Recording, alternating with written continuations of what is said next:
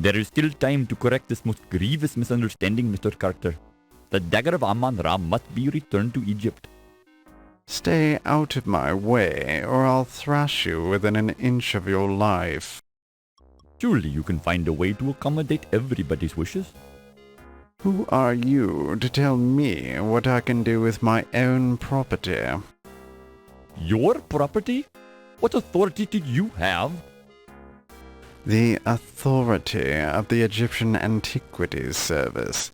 So if you don't like it, I suggest you waddle on back to Egypt and complain to your own government. Would it not be better to work this out diplomatically? This isn't a case for diplomacy. It's a case for your acceptance of the situation. It is not just my acceptance at issue, Mr. Carter. Frankly, some of our people are quite upset, moved to take drastic measures if need be. Are you threatening me, you malodorous little man? Mr. Carter, there are some who would rather fight back than allow their country to be stripped of its national treasures. Any fat savage who lays a finger on my exhibit, or threatens me, will find himself in deep trouble. Do I make myself clear? As clear as the water of the oasis, Mr. Carter.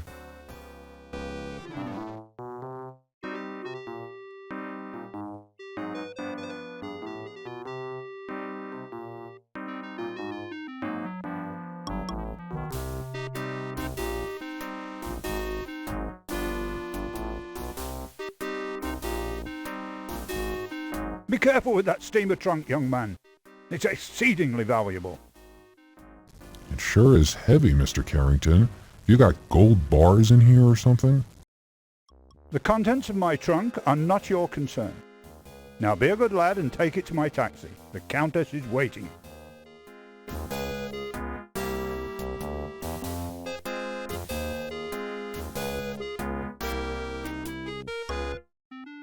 New Orleans, 1 week later. Are you sure you've got everything? Yes, Daddy. You've got Sam's address at the paper? Yes, Daddy. You've got the money I gave you? Yes, Daddy. Don't worry. Put some money in your shoe. New York's a big city, and there's a lot of crime there. Look, I'm going straight to the paper. What could possibly go wrong? Let me give you a little more money, just in case. Dad, I've got to go. Godspeed, Laura. Call me as soon as you get there. I'll be fine, Dad. I'm going to make you proud of me. I already am, honey.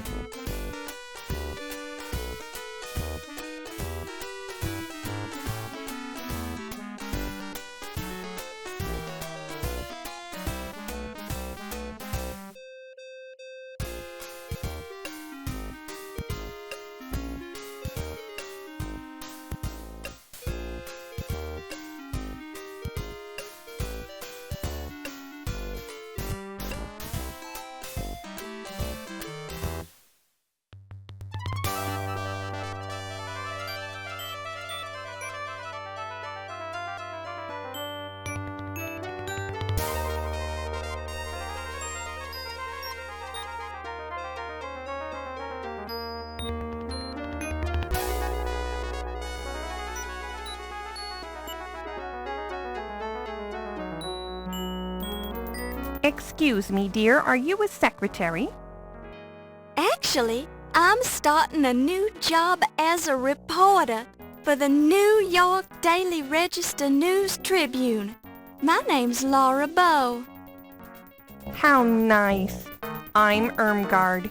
Is this your first trip to the big city? Am I that obvious? How could you tell? By the way you keep glancing out the window, dear. I did the same thing the first time I came to New York. The tall buildings, the people rushing around, it was all so exciting. Then I stepped off the train and got mugged. How awful! It's the New York experience.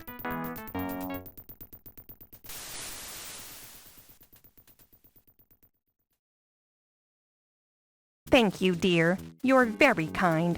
I've enjoyed traveling with you. Do you need any help getting home? No, dear. I'll be fine. Thank you. You're sure you'll be okay?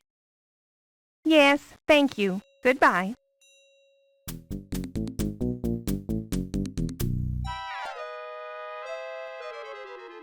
Goodness gracious! My suitcase! Can you spare a dime, miss? Certainly, sir. I'm always ready to help those who are less fortunate. Well, that's just peachy. Give me all your money then. Excuse me? Hand it over. This seems very unfair. Welcome to New York, kid.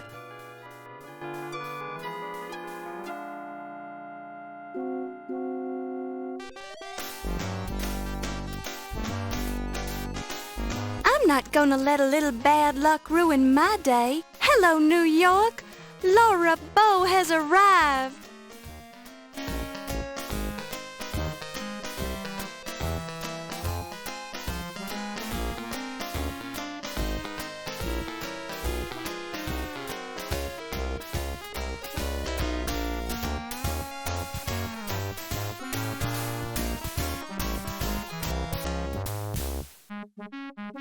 My destiny awaits.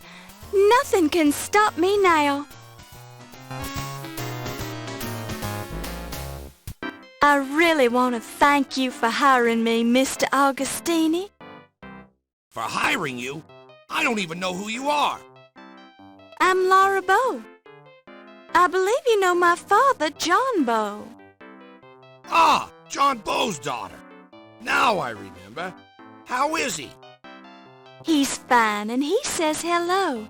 He wanted to know if you still had that newspaper clipping on your wall about the explosion of the Hindenburg building in New Orleans.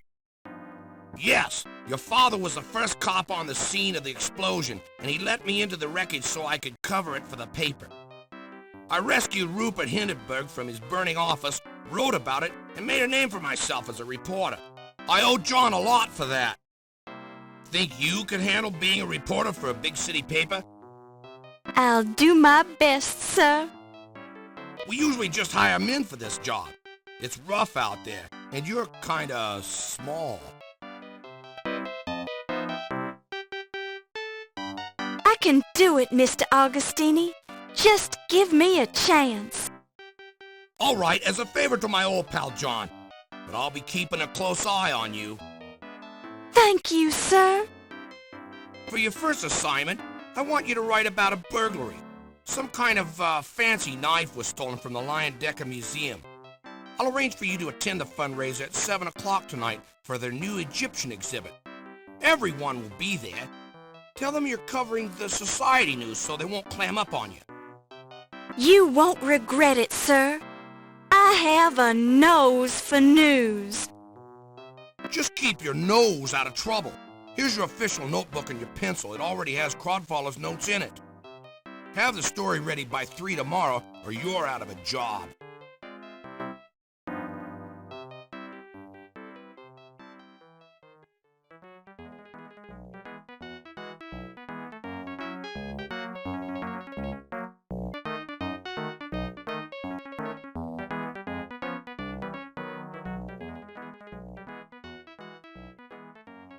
Laura Baines, right?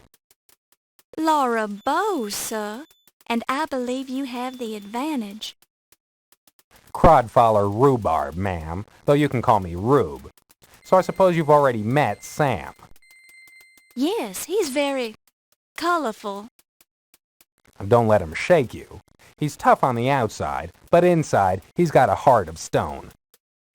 I'm sure he... Pardon me? What did you say? Never mind, just pulling your leg. Why don't you take this desk right here and we'll get you settled in. That's very kind of you. Mr. Augustini sort of left me on my own. I have to start on this story about a burglary at the Lion Decker Museum.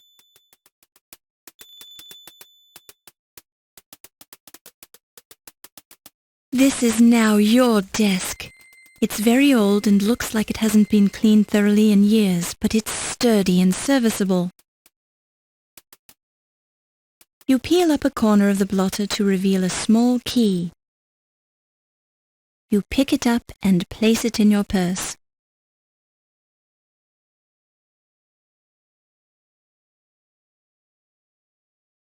You unlock the drawer. Unfortunately, the key permanently jams itself in the lock. Let's hope you never want to lock this drawer again.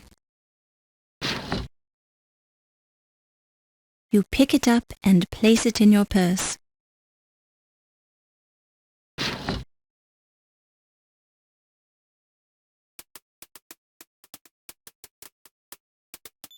You find a curiously heavy object in the trash. You pick it up and place it in your purse.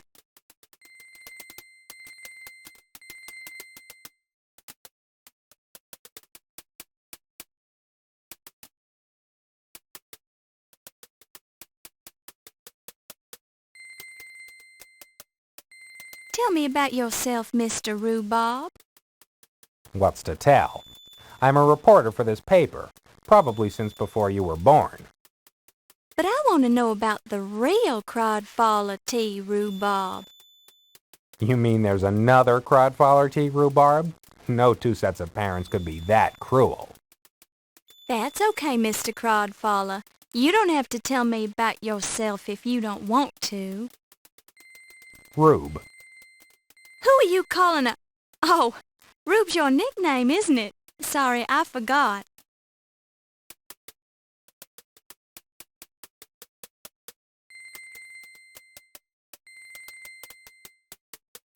What should I know about Archibald Carrington? Carrington hasn't been in the States long. He's from England, but somehow he doesn't quite come off on the level. Call me stupid, but I just think the guy should be more concerned about museum property vanishing. His first month on the job, too.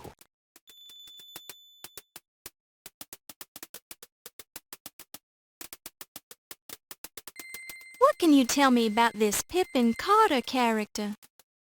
A queer bird, if ever I've met one. Kind of comes across as cultured, yet he's a loudmouth, you know what I mean? He's got a chip on his shoulder the size of the Brooklyn Bridge. He'll try to cut you down, just shake it off. That's what I had to do.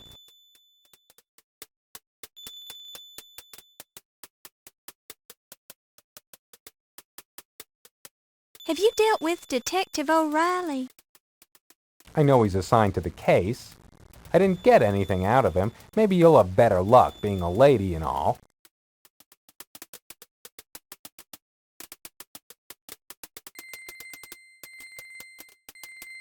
Tell me about Low Fat.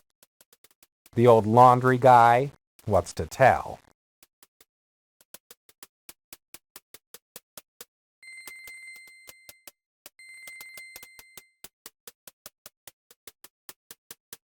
Now, what's the scoop on the flower shop? You mean the speakeasy? The flower shop's just a cover. Look for a fella there named Ziggy. He knows a lot and tends to talk too much.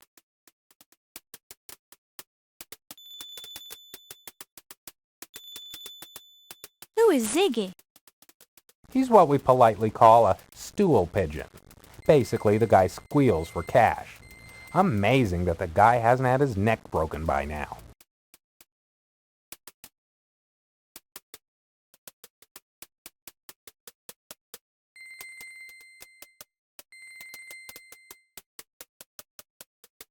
Any wisdom you'd care to pass along about Egyptology?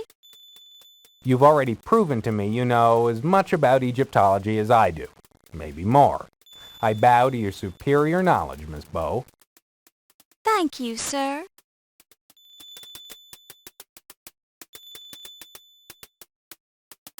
One notice reads, when covering formal events such as embassy parties, please dress appropriately. We've had complaints about reporters who refuse to dress properly at social events. One of the notices reads, some of our employees have been asking for a 40-hour work week as has been proposed by Mr. Henry Ford. This is not an automobile factory, this is a newspaper. News happens 24 hours a day and we need to report it. One of the notices reads, stolen, 1 Victrola, reward offered, no retribution will be exacted. One of the notices reads, Dr. Darwin DeLoring will be hosting a symposium, Jazz, the Charleston, and Other Sins of Our Times, to be held in the cafeteria next Tuesday. All repentant souls are invited to attend.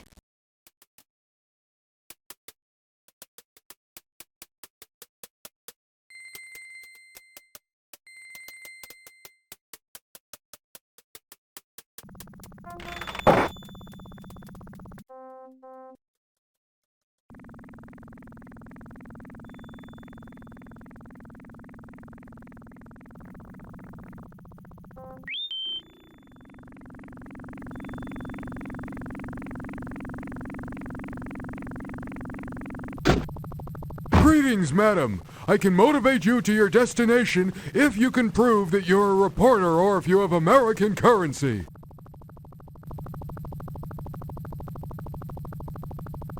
To what location would you like to be motivated, madam?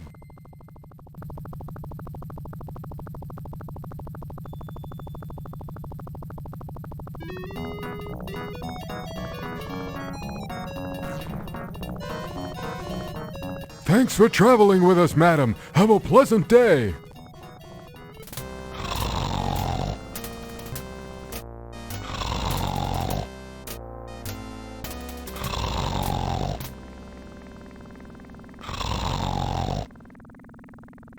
Excuse me, sir.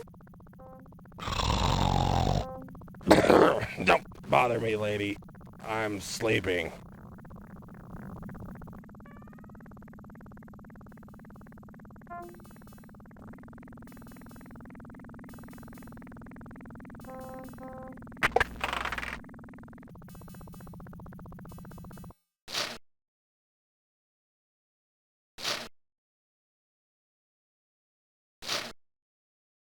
This support column is also a handy place for posting notices and announcements. Don't touch it. You don't know where it's been. There was silence supreme, not a shriek, not a scream, scarcely even a howl or groan, as the man they called Ho told his story of woe in an antediluvian tone. Lewis Carroll. Silence alone is great, all else is weakness. Alfred de Vigny.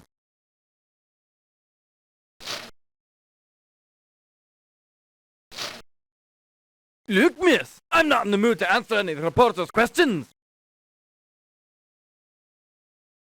Pardon me. I'm looking for some information. Well, take yourself down to the library then. Pardon me, Sergeant, but I happen to be a reporter with the Trib. Oh, well, strike up the band then. Look, lassie, I've been out with my dogs all day, and I hadn't had my lunch. And I got better things to do than to jaw with some slip of a girl reporter. Go on with you now.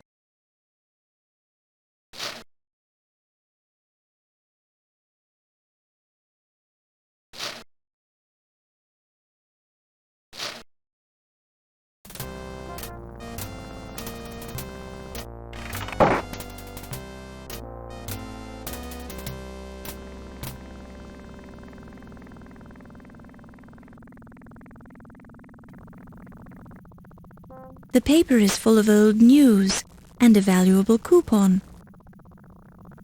A coupon for a free sandwich from Luigi. You pick it up and place it in your purse.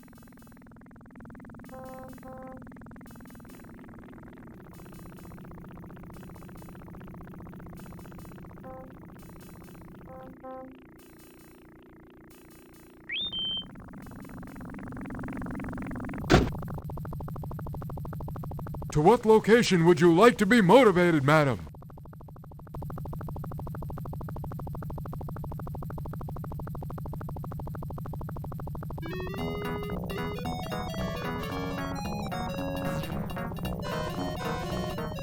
Thanks for traveling with us, madam. Have a pleasant day.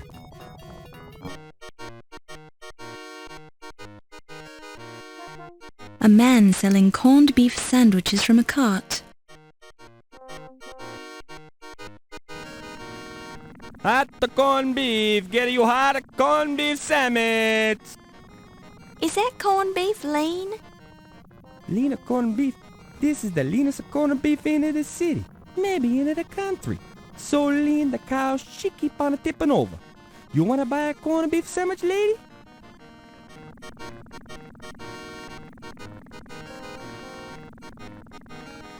I believe I would like a sandwich. Mamma mia, another coupon. I'm gonna go broke.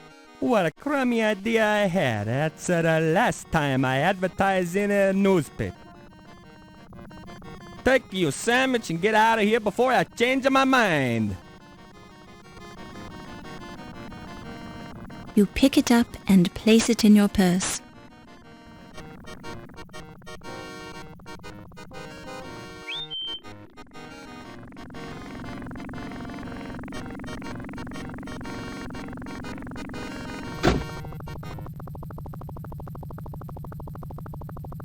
To what location would you like to be motivated, madam?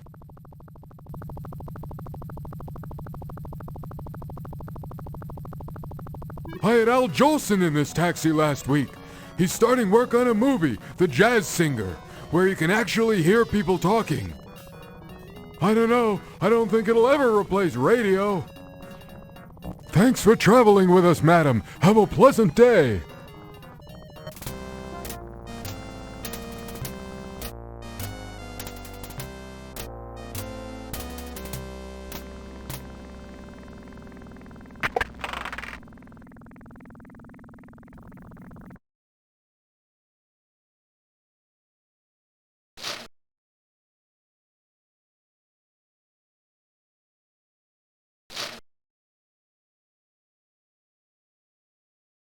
You look so hungry. Here, take this. Sure, and there's a corned beef sandwich on rye. Bless you, lassie. Don't mind if I do. Sure, and it tastes fresh, too. Mmm.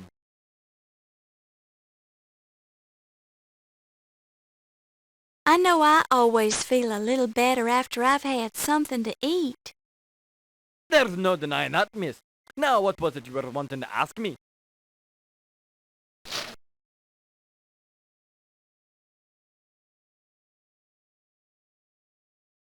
I'm looking for information about a man named Ziggy.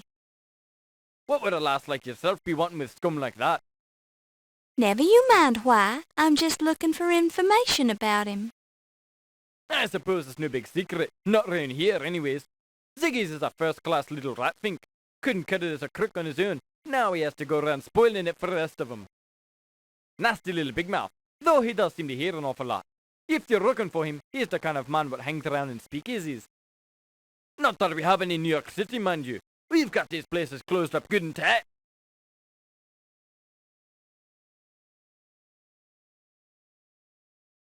What can you tell me about the speakeasy? Now, I don't know anything about a speakeasy. Not in this town. We run a clean city here. But there are some nice places where a lady like yourself can sit and relax and enjoy a bit of the high life, if you know what I'm saying. Of course, some of these places are restricted, don't you know? So you'll have to be giving them the right signs so they know you're okay. But just mention it Charleston, and you're in like Flynn. You got that now? I think so. Thank you kindly, Sergeant. Don't mention it. And I mean it now. Don't you go mentioning it. Not to anyone.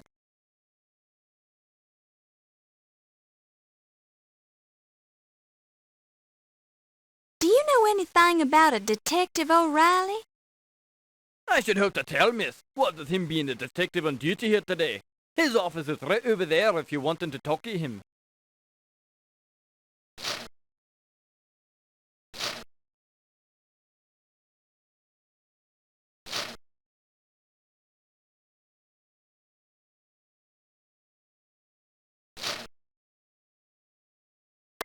You knock politely. You hear the muffled response. Come in.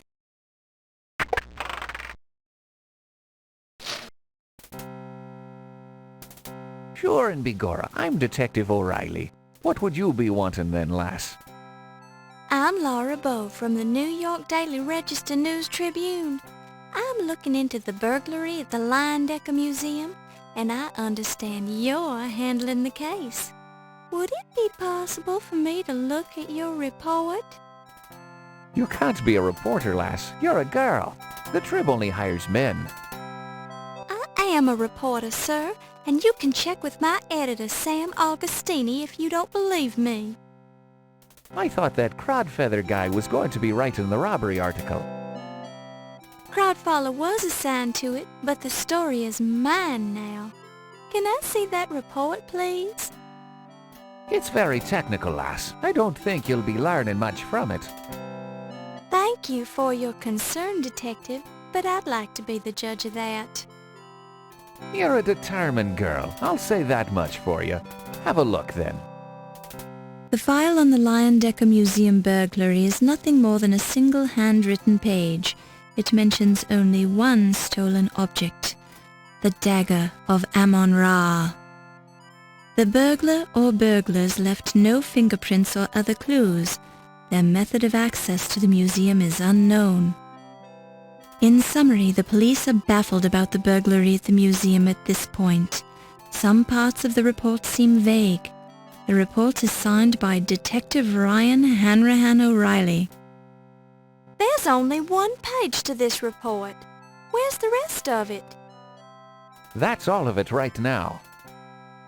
It's rather vague, isn't it? Good police work takes time, and I'm a very busy man. I haven't had time to follow up on the burglary.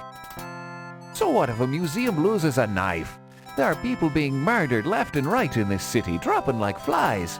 Cars are being stolen, booze is being smuggled into speakeasies. Pedestrians are being mugged, firebugs are burning down half the city, they're running out of grapes at the corner market, and I've got a headache. And you know who gets to investigate all the crimes in this district? Me! So I don't need any nosy reporters hanging around telling me my reports are vague, girlie. Well, excuse me. Talk to the desk sergeant if you have any more questions. I haven't got time for you right now.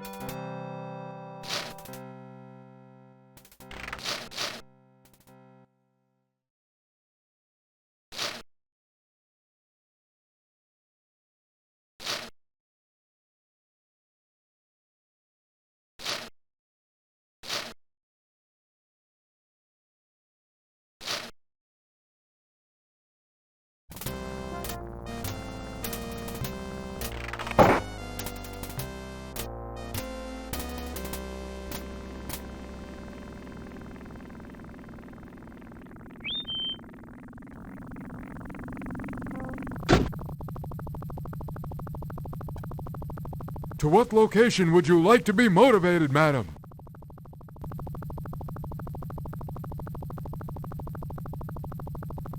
Have you read that new book by Carl Sandburg? It's Abraham Lincoln, The Prairie Years. Actually, it's the first 2 volumes of a 6-volume biography, and I find it quite stimulating reading. Thanks for traveling with us, madam. Have a pleasant day.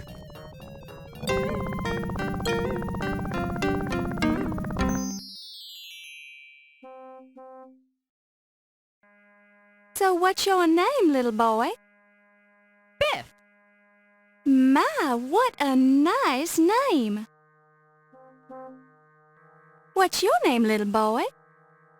None of your beeswax. You're quite the impertinent little boy, aren't you? Yeah, well, my folks told me not to talk to strangers. His name's Paul Untermeyer.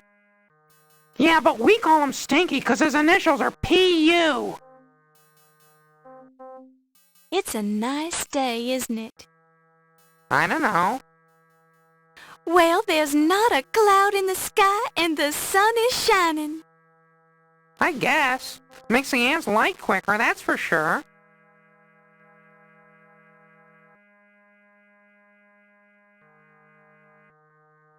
This nifty baseball wouldn't be of any use to you, would it? I don't know. Let's see it. Not bad. I'm not sure about this Bob Roos signature, but it's not a bad imitation. Stitching integrity is about 89%. Want to trade? That's just what I was thinking. I could use that magnifying glass you boys are using. Hey, Scram, we're using this glass. Have we got a deal? Okay, why not? Here you go.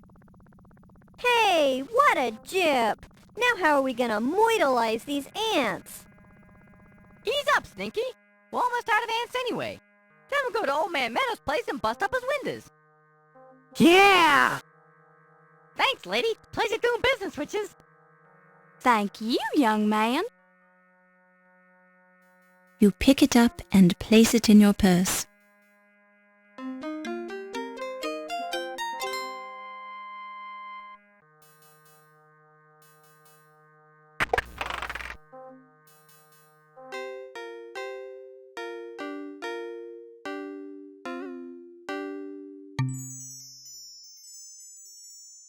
Excuse me. Yes, please. I was just wondering, do you work here? Yes, ticket, please. Pardon? Ticket, please. You here to pick up, yes? Oh, no, I'm sorry. I was just looking around. Okay, look all you want. Looking is free. Laundry not so.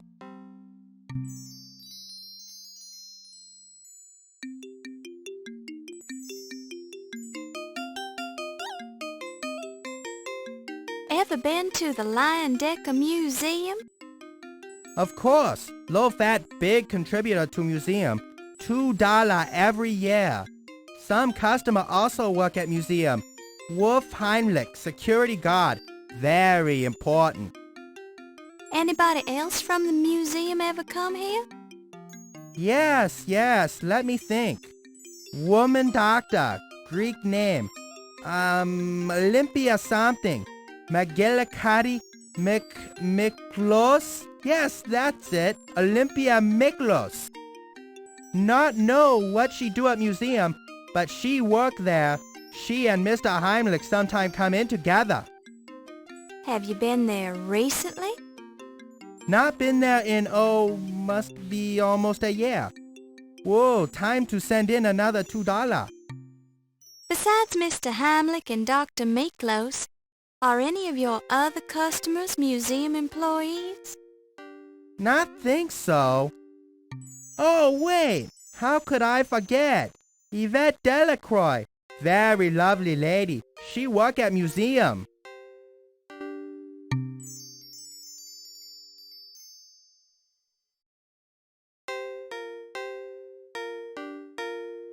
So you do the laundry for Dr. Olympia Miklos? Yes, spooky lady. All black clothes. She nice, but scary.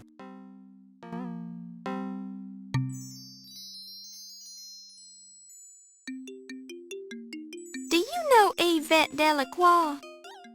A small smile flickers over Low-Fat's normally inscrutable features.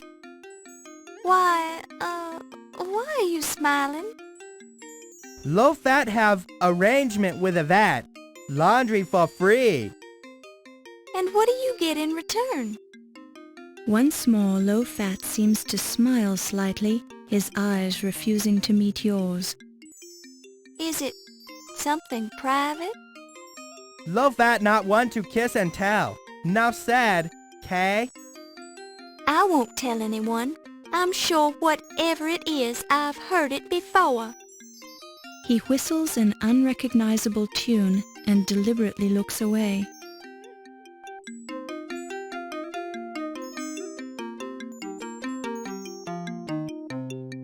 me about Wolf Heimlich. What's so funny? Nothing. Wolfie funny. Funny man. Take himself very seriously. Stand up straight. Act like soldier. What else can you tell me about him? Occasional bloodstain. Never sweat. Very tidy. Only see him once in a while.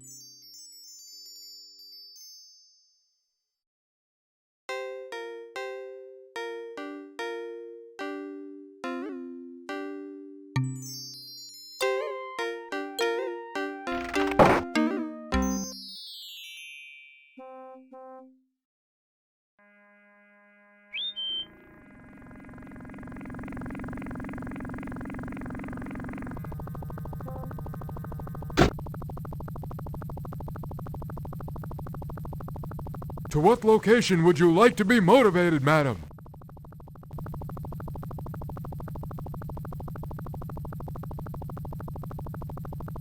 I had Al Jolson in this taxi last week. He's starting work on a movie, The Jazz Singer, where you can actually hear people talking. I don't know. I don't think it'll ever replace radio. Thanks for traveling with us, madam. Have a pleasant day.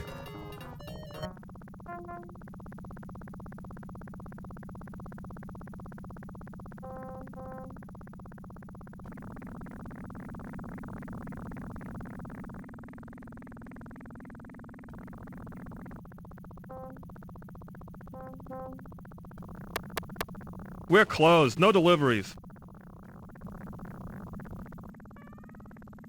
Secret word.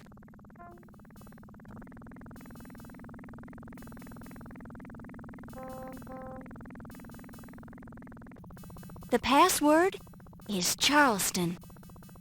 Well, why didn't you say so? Come on in.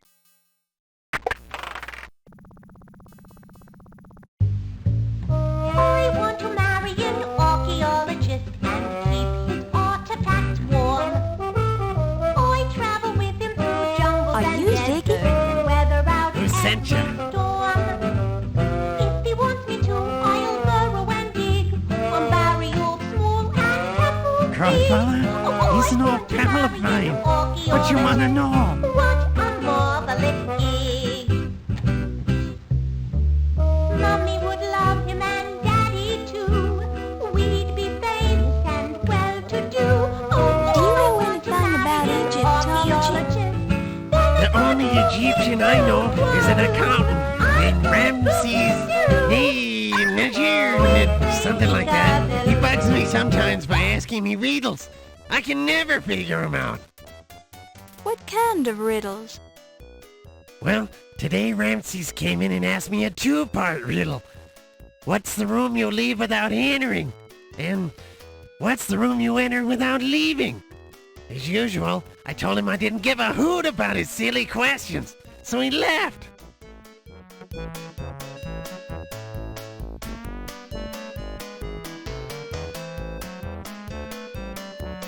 That's the accountant from the museum. Spooky hi-hat kind of guy.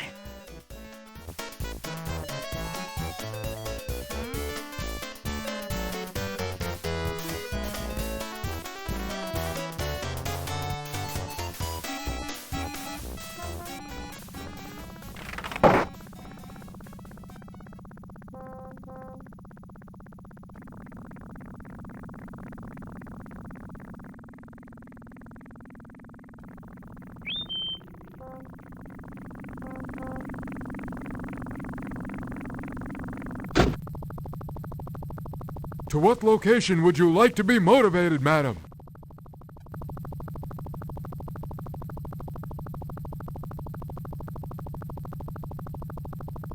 I had Al Jolson in this taxi last week. He's starting work on a movie, The Jazz Singer, where you can actually hear people talking. I don't know. I don't think it'll ever replace radio. Thanks for traveling with us, madam. Have a pleasant day. Hi.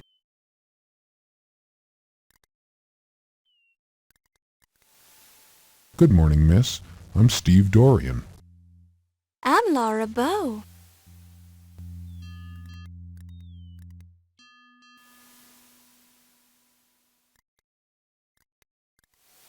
do I remember that guy. He supervised the unloading of the Egyptian crates from the ship. It was a bunch of stuff for the museum, and he was real protective about it.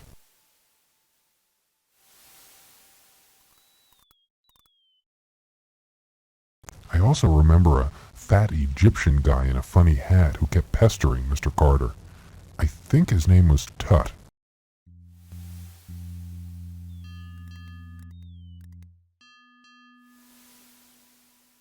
Mr. Carrington came in on the Andrea Doria. I remember because he had the heaviest steamer trunk I've ever lifted. And it smelled funny, too. Gave me a big tip. Then that rich lady picked him up in a taxi. He called her the Countess Waldorf Carlton.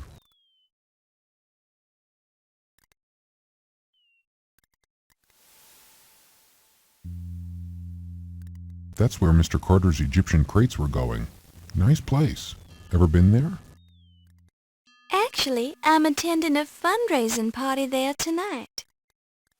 Sounds like a formal party. What will it cost to get in? I don't know. I'm covering it for the newspaper, so I get in free. I thought the museum was closed today. It is, but the party isn't till 7 o'clock tonight. Sounds like fun. Enjoy yourself. Now, if you'll excuse me, I have to get back to work.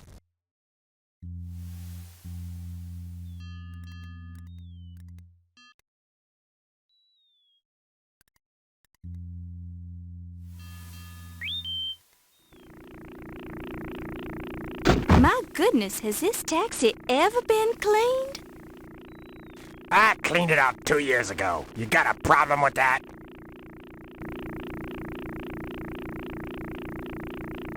Yeah, I'll take you for a ride if you got the dough or if you can prove you as a reporter.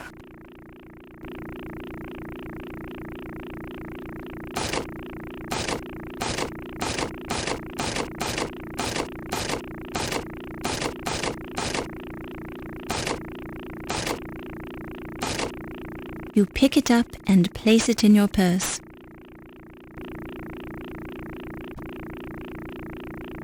Okay, Toots, where can I take yous?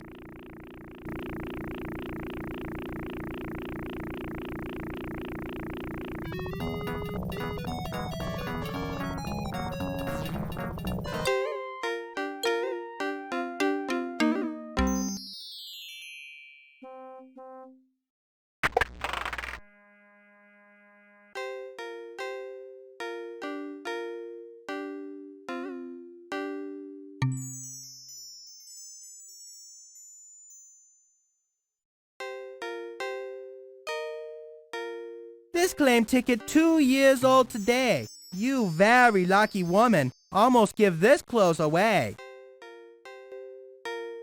It'll be ready Tuesday. Ha ha ha. Just kidding. Ancient Chinese joke. Actually, this isn't mine at all. I found this claim ticket just a little while ago. I'd feel badly if somebody would have come back for this. You worry for nothing. Nobody come in for 2-year-old laundry. Lady who owned this dress probably dead by now. Ha ha ha. You're a strange man, Mr. Fat, but I kinda like you.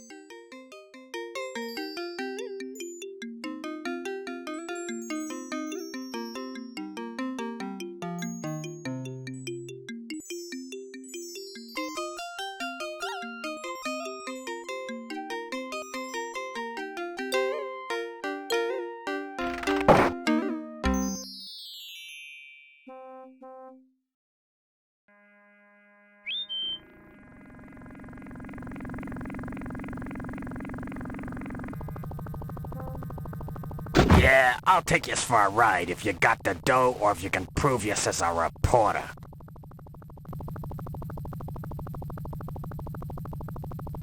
Okay, Toots, where can I take yous?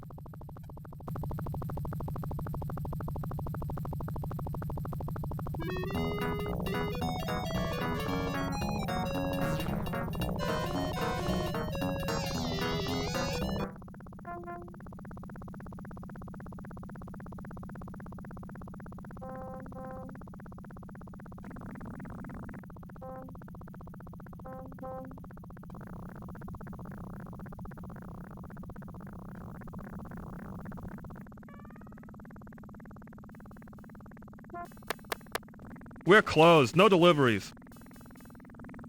Secret word.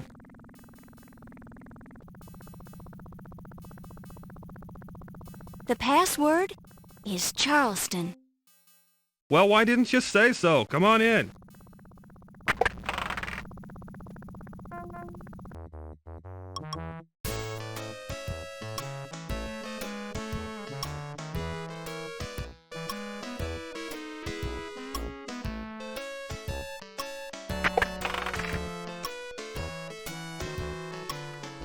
Hiya, dollface. Looking for a good time?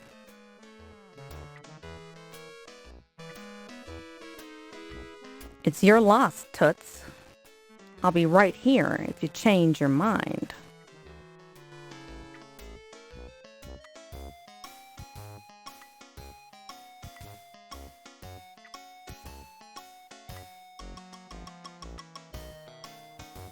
Nice body. But where did you get those clothes? Salvation Army? I have a cramp in my leg. Could you massage it for me, honey?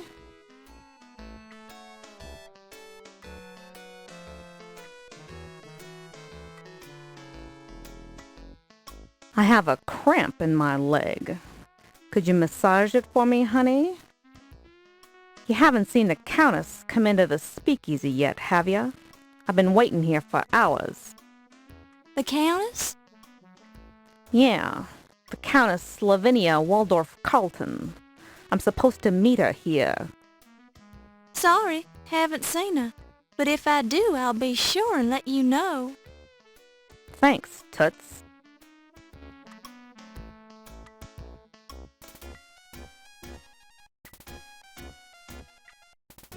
What do you know about the Countess? She's a nice old broad, loaded. She's married to some high-class museum bigwig, but she can't get enough.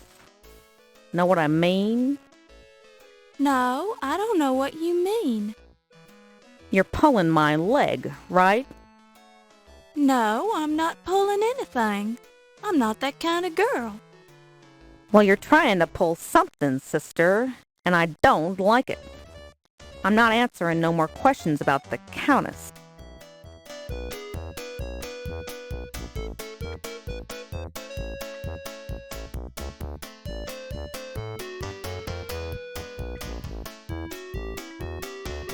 The partition is bolted to the floor so you can't move it.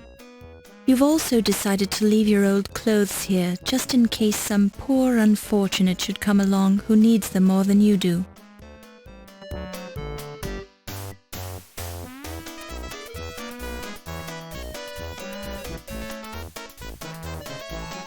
I have a cramp in my leg. Could you massage it for me, honey?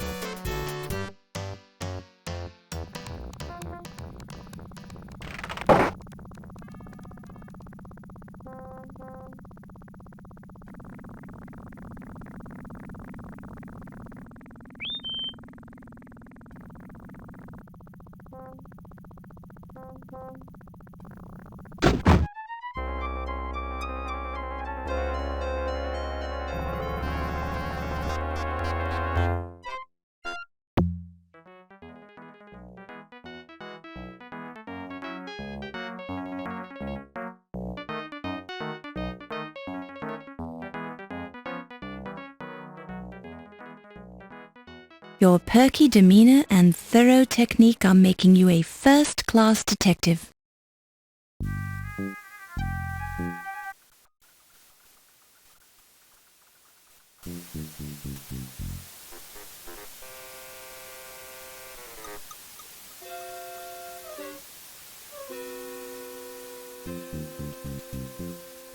Danke, Fräulein. I'll return this pass when you are leaving. Enjoy yourself this evening.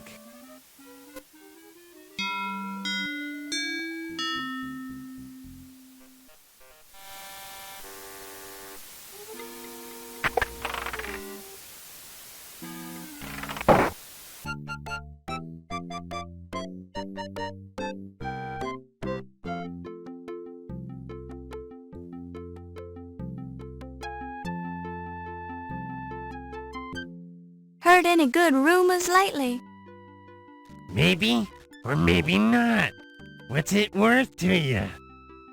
Well, I don't have any money right now. Then I ain't got no rumors for you, Toots.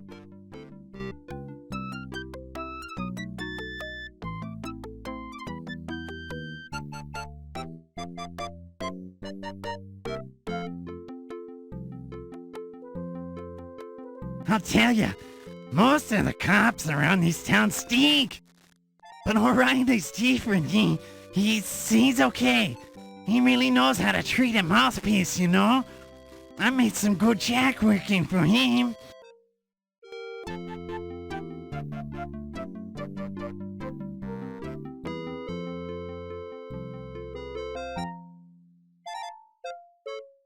Nice working, girl. I knew her when. Now she's a big hotshot museum, what do you call it? Back then, she was a streetwalker, if you catch my drift.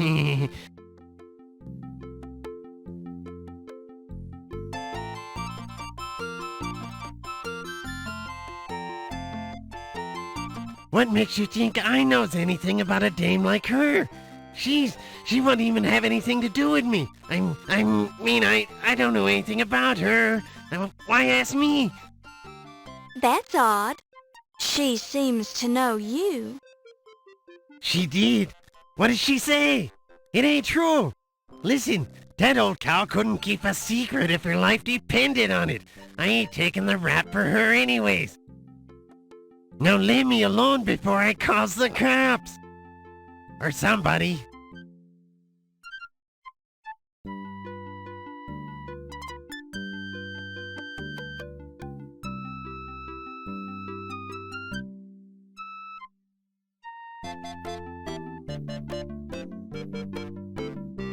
I know the dagger was heisted. I might even know who done it. But I ain't talking. If you know, why won't you go to the police? All I got is a suspicion. I got nothing hard. Besides, what have the cops done for me lately? This is in the interests of justice. Who are you trying to protect? I'm trying to protect me. Now flip.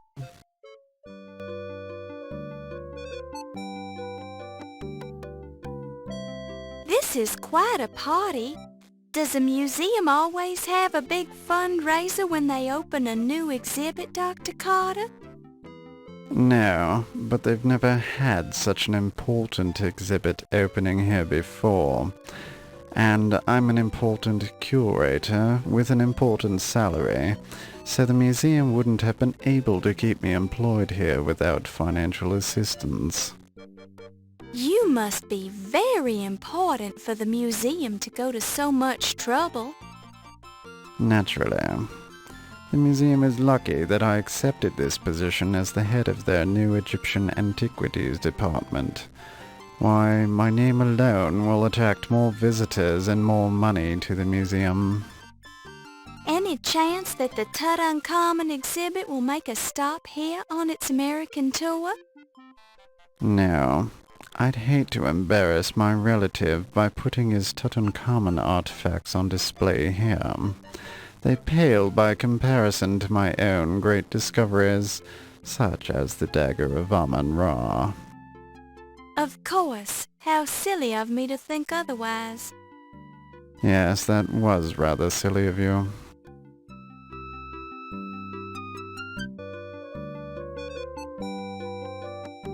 Ah, yes.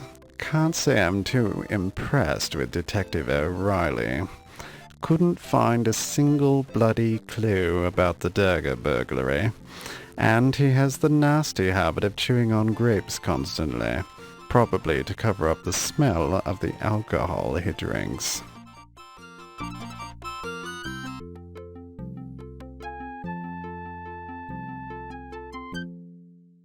That trollop sleeps with everything that moves, and some things that don't. It's only by sheer strength of will that I've resisted her advances so far.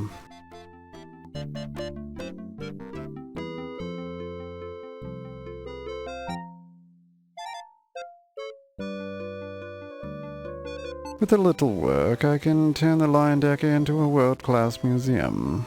But that can wait a few months until they decide to make me the president.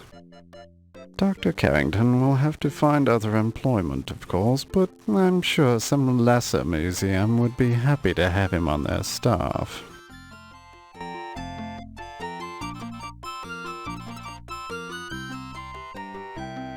You must be very upset about the burglary. Quite so. If I ever find out who stole my dagger of Amon-Ra, they won't live to regret it, I can assure you. Oh my! Do you have any idea who would do such a thing? I have my suspicions, but I need more proof before I subject him to the full force of my wrath. Have the police learned anything? Those incompetents? Hardly. They couldn't even find any clues around the Dagger display. Sounds like the burglar might have been a professional. Perhaps. It's more likely the local constable couldn't find a clue if it jumped up and bit him on the bum. Bonjour, Miss Bow. Dr. Carrington told me you were covering this party for the newspaper. I'm Yvette Delacroix. That's right, Miss Delacroix. I'm writing the social news column. Ah, the social news. I was thinking you were here about the burglary. The burglary? Of course not. The newspaper would never assign a female cub reporter like myself to such an important story. Ah, you are probably being correct, Miss Bow.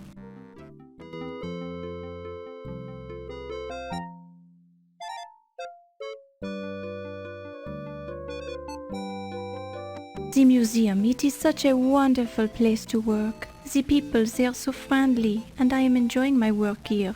I intend to be the president someday.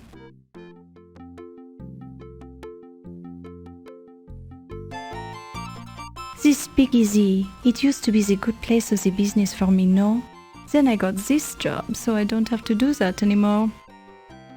What kind of work did you do at the speakeasy? I was the hostess there for a while. With your appearance, you must have gotten a lot of tips. I suppose you could be calling it that. I got the very big tips.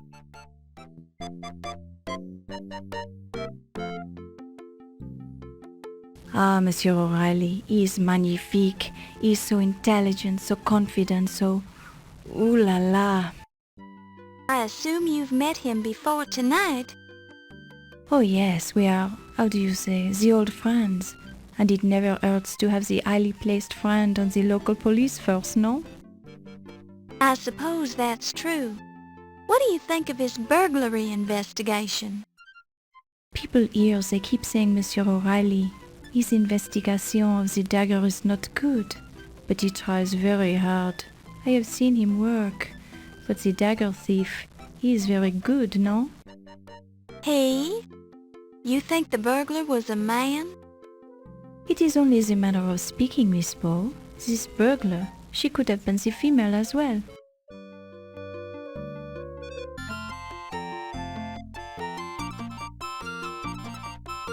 The annoying little man, I met him at this speakeasy long ago, but he is not my class of person, no? He is of the criminal type.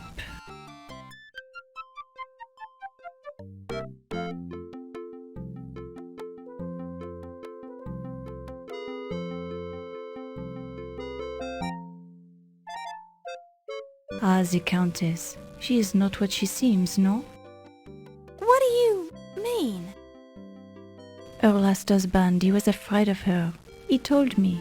Then as I learned more, I was becoming afraid of her too. Why? She seems like a nice old lady.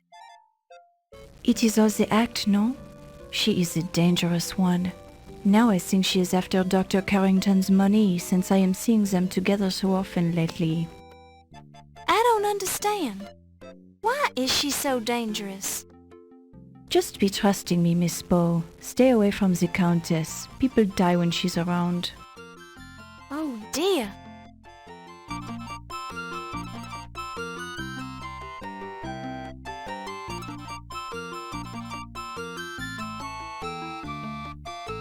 1,000 curses on that man! He defiled the tombs of my sacred ancestors for his own personal glory. He doesn't care a fig for what's right and what's wrong. His own evil deeds will catch up with him, though. Just wait and see.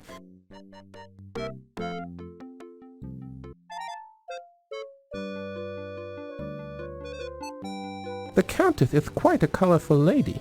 She seems to enjoy life to the fullest, does she not?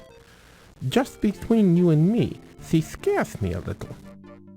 Why is that, Mr. Najia? Well, she's just too enthusiastic for me, I suppose.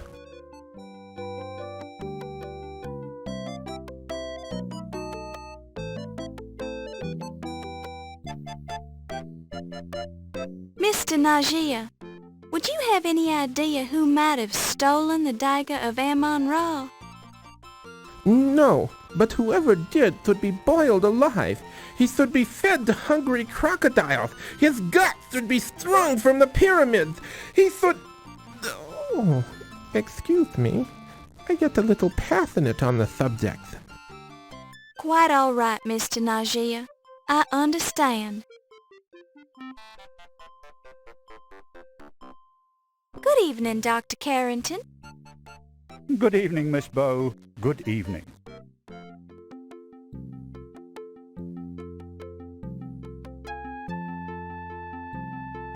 I really haven't had much interaction with Miss Delacroix. Well, of course, she is my assistant, so I guess I should correct myself and say that I do have interaction with her. But I don't know her very well, really.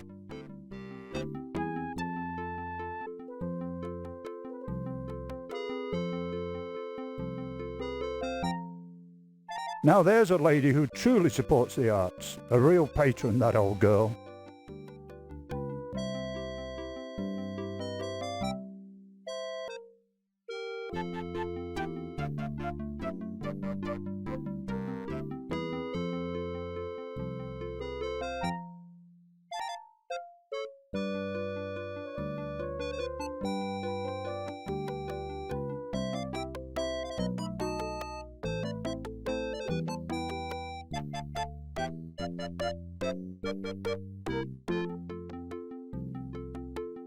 You must be Dr. Ptah Sheptut Smith.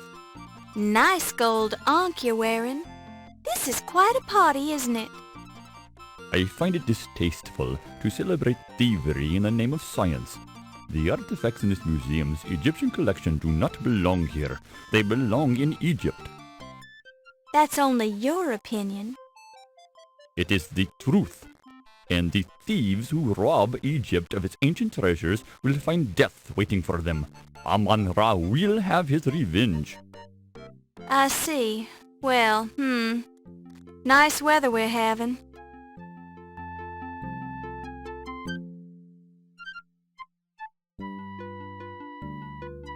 You dare to mention his name to me? He is the blasphemous temple destroyer and tomb robber who stole the dagger of Amon Ra from Egypt. He will know the full force of the curse of the pharaohs. The curse of the pharaohs? What's that? The defilers of the great Egyptian tombs and temples will all die as a result of their crimes. The gods themselves will punish them. The great Amon Ra will snuff out Peepin Carter's life as easily as I can crush a dung beetle under my shoe. How will this happen? Amon Ra works in mysterious ways. You will have to wait and see.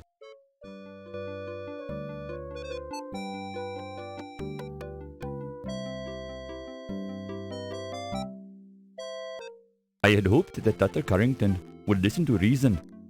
I had made another appointment to speak with him about the return of the dagger of Amon Ra to its rightful home. But this seems futile since it is no longer in the museum. Another appointment? You spoke to Dr. Carrington once already? Only by phone. He denied Egypt's claim to the dagger. It was hoped that a personal visit would convince him of our sincerity. But the situation has changed since then.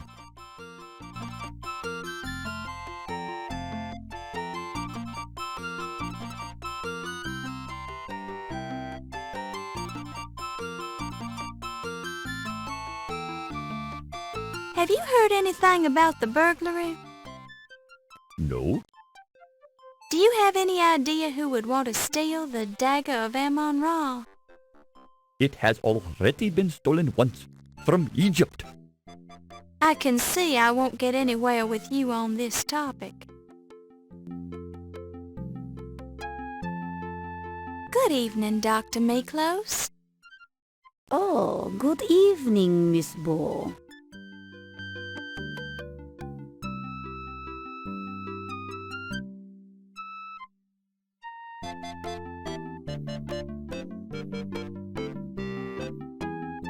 Me? How sweet of you to ask about me, my dear. Well, I consider myself a simple woman. Just an echoing museum, a few hundred dead things, and a ferret for company, and I could be happy for the rest of my life. Well, with a little male companionship from time to time, that is.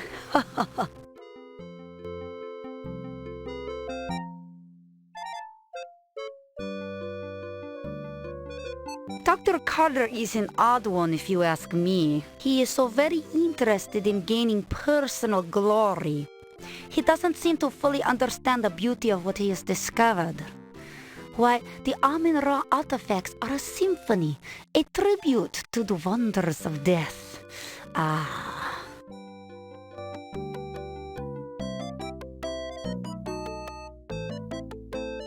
Dr. Carrington is a quiet one.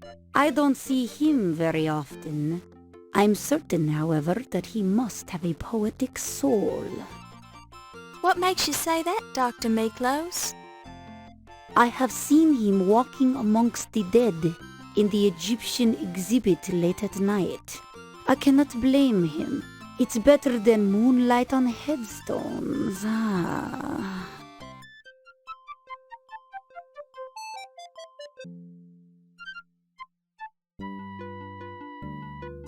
I don't know if I trust that one. She screamed when she saw my beautiful dried rat exhibit and cried out like a baby when my ferret Daisy bit her ankle. Foolish woman.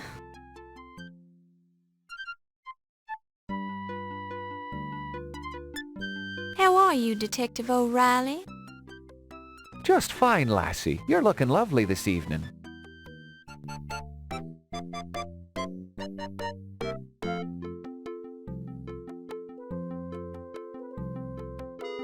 That man is a human weasel. Stay away from him, lassie.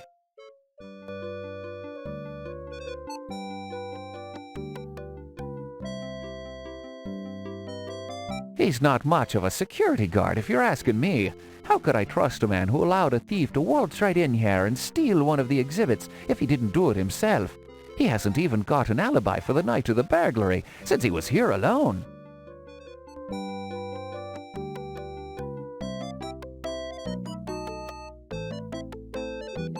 Now there's a slippery old bat. If she's royalty, then I'm Rudolph Valentino.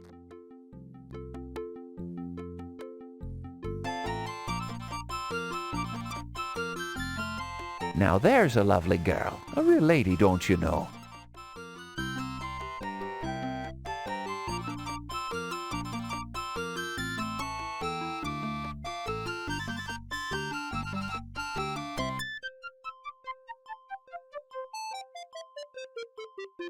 If you ask me, missy, they're blowing the whole thing out of proportion. Begorra, you'd think that something important had been stolen. You don't consider a priceless Egyptian artifact to be important? Listen, girlie, if I chased down every petty theft that occurred within the nastier segments of the population, I'd be working 30 hours a day. I would hardly call the Lion Decker Museum a nasty segment of the population, Mr. O'Reilly. And if you're referring to our Egyptian visitors, shame on you. And don't call me girly. By me father's whiskers, you're a fiery one, Miss Laura. All right, I won't call you girly, little lassie.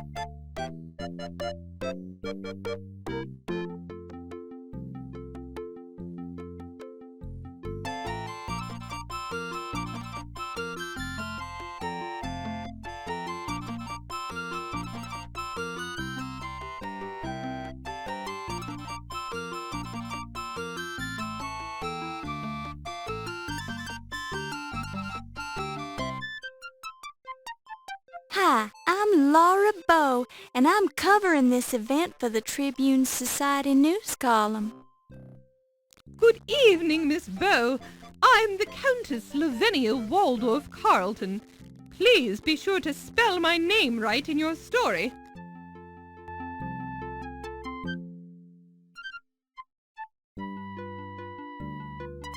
Dr. Carrington, What about him? I know very little about the man. Now that's odd. I could have sworn Mr. Dorian said that you met Dr. Carrington in a taxi when he arrived on the Andrea Doria. Yes, so what if I did? I mean, yes, I did meet him that night. Our families are, old allies from the time of the War with Roses. I felt obliged to meet him upon his arrival. Noblesse oblige, you understand.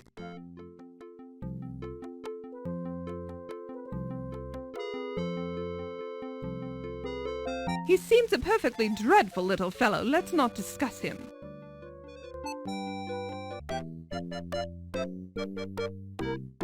Miss Bow, you must be sure to avoid such dens of iniquity.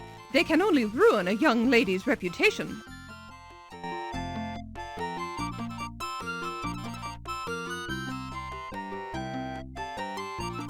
Countess, has 1926 been a good year for you? No, dear girl. It's been absolutely horrid.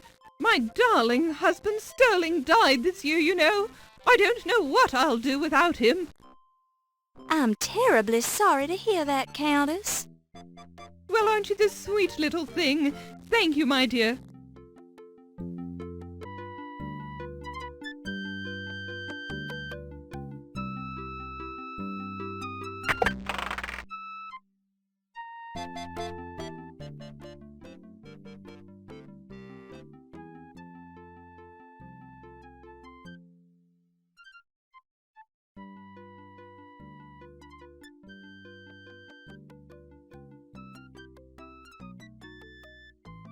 It looks just like the Dagger of Amon Ra.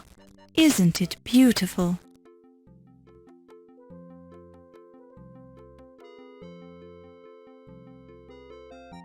The dagger shows Pittsburgh's high degree of craftsmanship.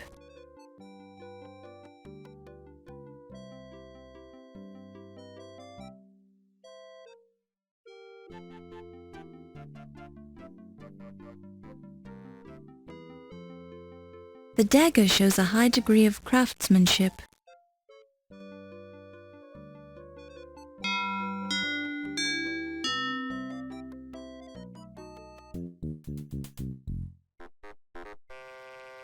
Fräulein, this gift shop is closed. You should not be here. Oh, I'm sorry. The door was unlocked. Unlocked? My assistant will be disciplined harshly for this mistake. Please rejoin the party now. I will be forced to injure you.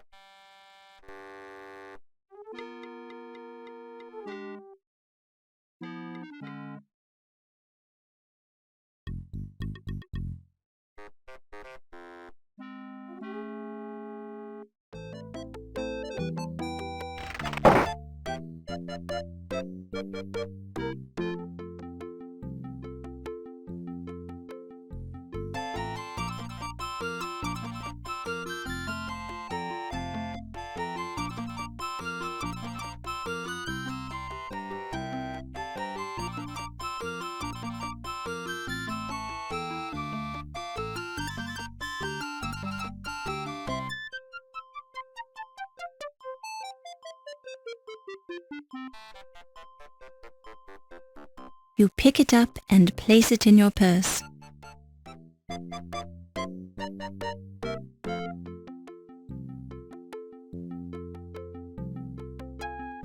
There I was, standing on the hillside above the excavation in the Valley of the Kings, with the faithful Mahmoud describing the dance of the 7 veils to me in great detail, when a shout arose up from the workers below us. Sensing an important discovery at hand, since I have a sixth sense about these things, I scurried downhill to see that a step had been uncovered in the sand. It turned out to be the entrance to the temple of Amon Ra. I took the trowel from the Boskafir and cleared the sand away from the rest of the steps myself, revealing the entrance to the temple. The seal of the necropolis was intact on the door seal, indicating that the temple had not been disturbed. I knew that fate had brought me to the discovery I had been seeking for so long. Tireless after my exertion in clearing the staircase, I used a sledgehammer to break through the sealed doorway. Within lay the greatest accomplishment of my considerable career. Hidden within the darkness, untouched for thousands of years in the isolated temple, lay the magnificent dagger of Amon Ra, the greatest discovery of modern archaeology. Good show. Magnifique. Very impressive, Dr. Carter. So, that's when you heisted it, right? No, I didn't heist it, you annoying little man. I took it out of the temple and showed it to the workers, who immediately fell upon their faces, all 350 of them, to show respect for my accomplishment.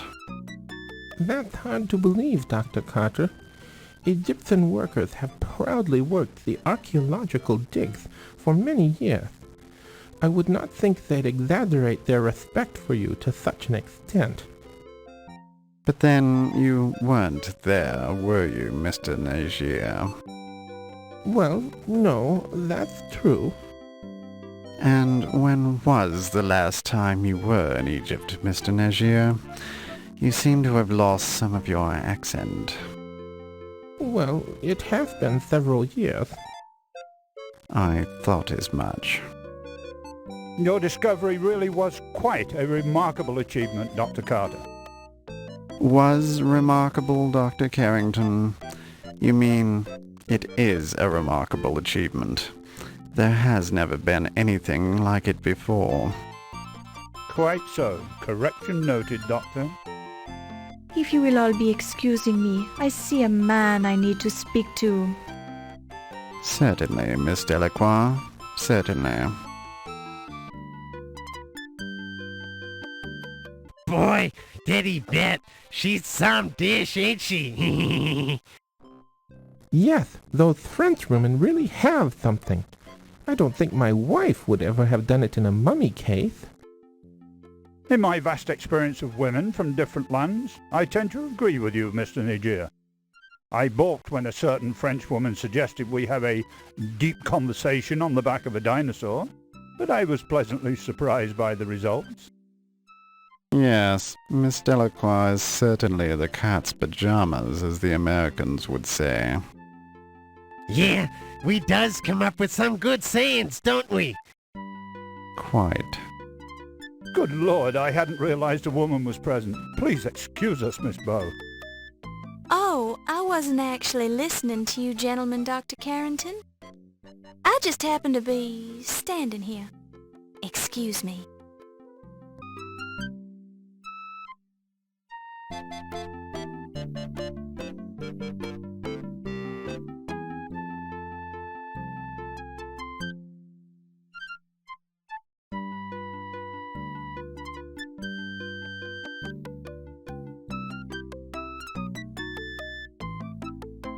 Ryan, I'm having the hardest of times keeping my hands off you. Not here, Yvette. There's too many people. They are not important. You are the most powerful man here, my Ryan. What about that Carrington guy? He's president of this museum. The doctor, he is old and weak. You are the young one and strong. And what would you be wanting, Miss Bow? Oh, thought I heard you call my name. You must have been hearing things.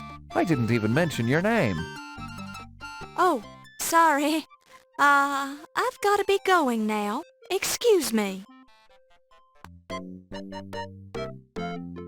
And what were you doing when that fancy dagger was being stolen then? Let me see. I was sleeping in my hotel room. You don't sound too sure about that. I haven't been sleeping too well since I arrived in this country. I'm tired, so I'm not thinking too well. You're not sleeping well. Would you be having a guilty conscience then? I do not understand your meaning, Mr. O'Reilly. Perhaps it is the English. It is such a curious language, not as clear as the Egyptian. Well, you say the dagger is what brought you to this country. If I were in your position, I'd be tempted to steal it. Steal what has already been stolen? The dagger of Amon-Ra belongs to the Egyptian people, Mr. O'Reilly, not to Dr. Carter, not to this museum, and not to this country. I'd be watching what you're saying, Dr. Smith. You're digging your hole deeper with every word. Amon-Ra will seek his own vengeance on those who have removed his dagger from Egypt. Amon-Ra does not require my help. You say you were sleeping when it was stolen. Were you alone? That, sir, is none of your business. That's where you're wrong, Dr. Smith. It is my business as long as you're a suspect in the burglary. A suspect? Do you Americans have no shame? I'm here to gain the return of the dagger by legal means. Ask Dr. Carrington. I have talked to Dr. Carrington, and I know he told you no dice. The matter is not settled until the last camel drinks from the water of the oasis. What's that? Some kind of Egyptian double talk? Excuse me, sir, but I see a turkey leg on the buffet table that requires my attention.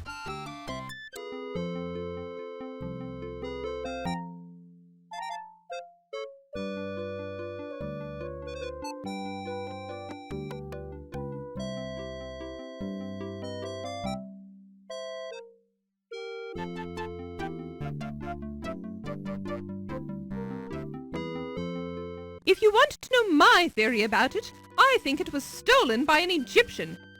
No offense to your people, Mr. Nagier, but I think there is a secret sect of Egyptian sun worshippers who have sent an envoy here to steal the dagger. Countess, I hardly think that's likely. Secret sects like you're describing haven't existed in hundreds of years. Oh, really? And what makes you such an authority on secret sects, Mr. Nagier? Well, I am only expressing my opinion, madam. I'm certainly not an expert on the subject. Quite so. I think my theory is as good as anyone's, darling, and I heard it from a reliable source. Oh? Who was that? Never mind.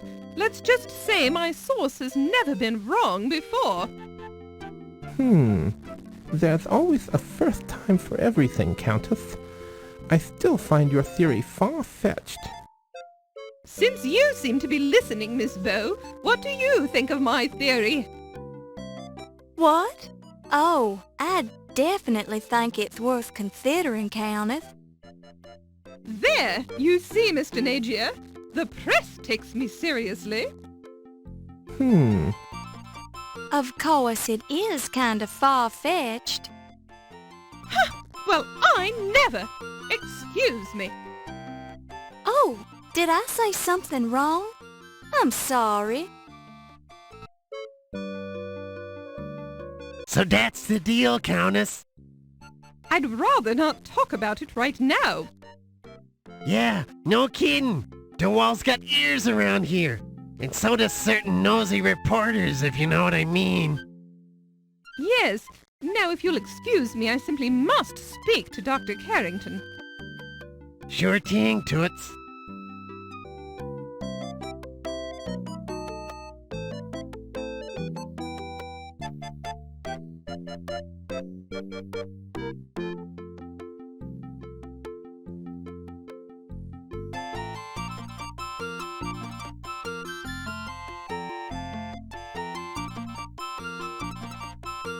Well, ain't you the hoity-toity dame these days? I almost didn't recognize you with your clothes on. Excusez-moi, am I knowing you, sir? Ziggy's my moniker. You gonna pretend you doesn't know me? Ah, you are making the joke with me, no? Perhaps you have confused me with someone else? I ain't joking. You're Yvette Delacroix. I'd know that body of yours anywheres. I am sure I am not knowing what you mean, Monsieur Ziggy. Oh, I get it.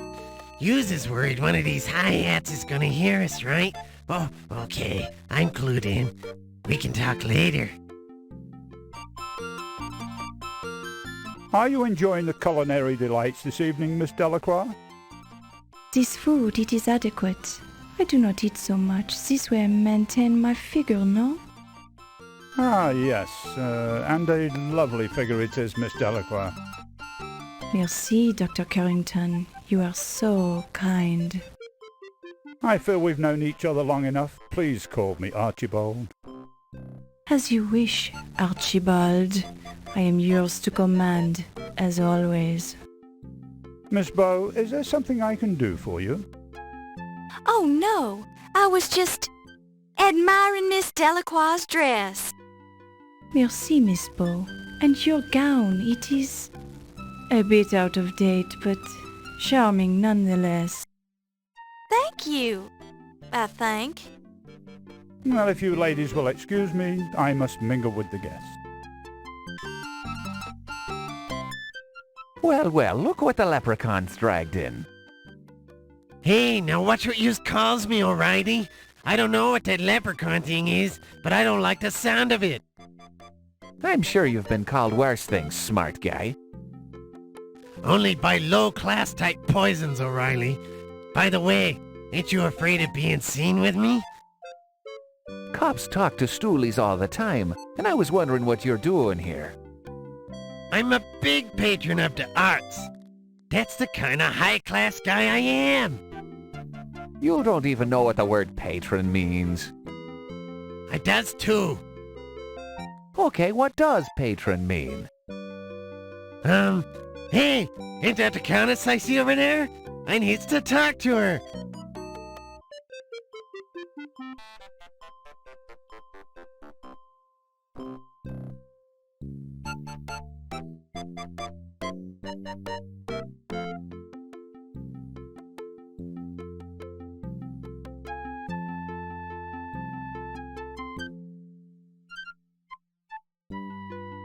One thing I am admiring about the Egyptian man is the way he is treating his woman, with the strong hand and the firm words. Well, that is the proper way, as our culture teacheth us. Which is not to say our culture is primitive by any means. Our civilization has evolved over thousands of years, so our methods are quite well thought out and practical. And the Egyptian man, he is very skilled in the private matters as well, no? Well, speaking for myself, I feel it is my sacred duty to be knowledgeable in all matters that concern me. I've certainly had no complaints about my skills, Mrs. Delacroix. Ah, Miss Bow, I didn't see you standing there. Ahem. Well, I hear another turkey leg calling my name at the buffet table, so if you'll excuse me. The turkey leg, it sounds good to me also. I'll accompany you, Dr. Smith.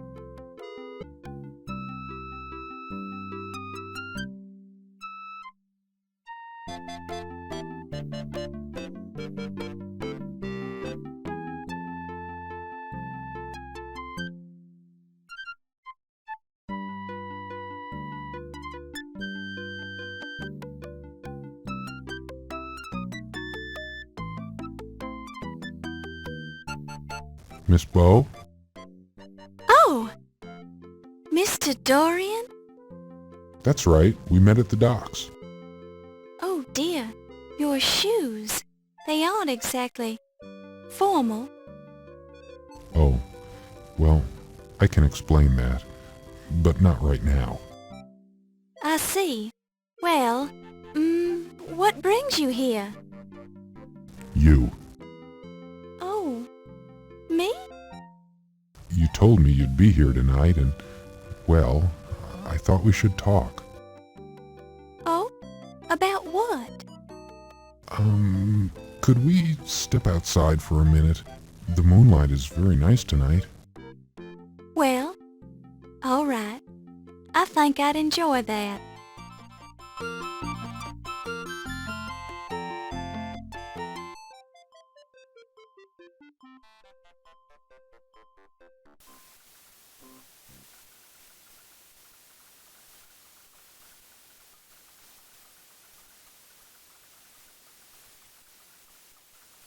I just wanted to explain to you who I really am.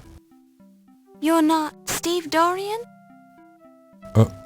Well, yes, I am Steve Dorian, but I felt like I didn't give you the most accurate impression of myself when I met you earlier today. But, gee willikers, I'm just not used to meeting attractive young ladies on the docks. I wasn't down there looking for a man. I'm a professional journalist working on a story. Oh, well, yes, of course you are. I didn't mean to imply anything. In fact, I was very impressed with your professionalism and with your smile. I just didn't want you to think I'm a common stevedore. Well, I'll admit I was wondering what a stevedore was doing at this ritzy museum fundraiser. My stevedore job pays the bills, but I'm aiming for a career as an artist. However, I'm really here because I'd hate myself for the rest of my life if I didn't try to see you again. Maybe I'm a fool, maybe you think we're too different, but I had to try. Well, I'm very flattered. Are you always this nervous? I'm not very good with women. I've spent all my time working ever since I was 10 years old, when my father died. I've never had a chance to date very much. Lately, I've spent my free time going to school. I'm starting to think we're more alike than I first thought.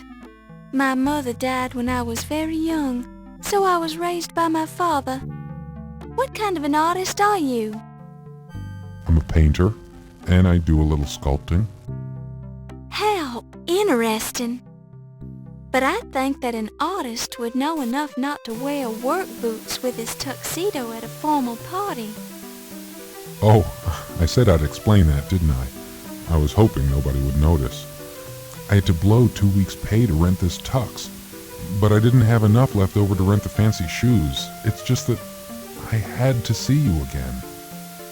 You spent all your money just to see me? My goodness, I don't know what to say.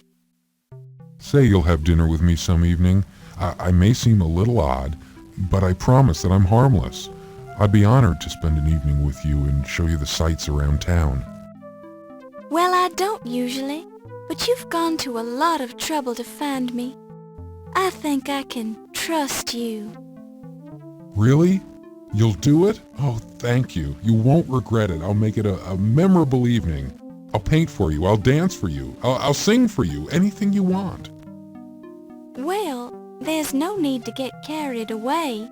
Let's see how dinner goes first. Of course. You're absolutely right. I don't seem too anxious, do I? Maybe just a bit, but that's okay. Okay. I'll take a deep breath and calm down. I'll be fine. I'll do whatever you want. I think this is the beginning of something important, Steve. I like you already. Let's go back to the party, Steve. I've got work to do.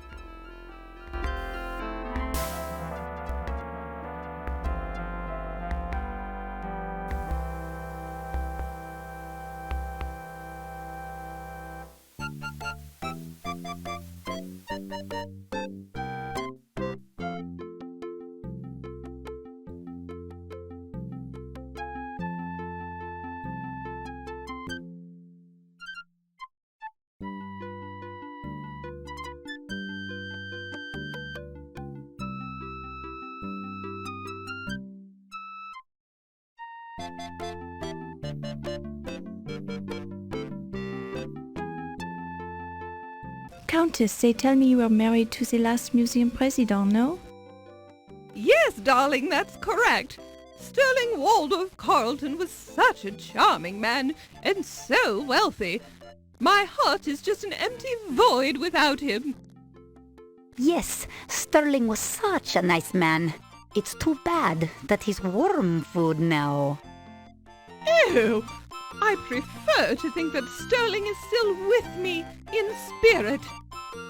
Oh, I'm sure his body is crawling with maggots by now.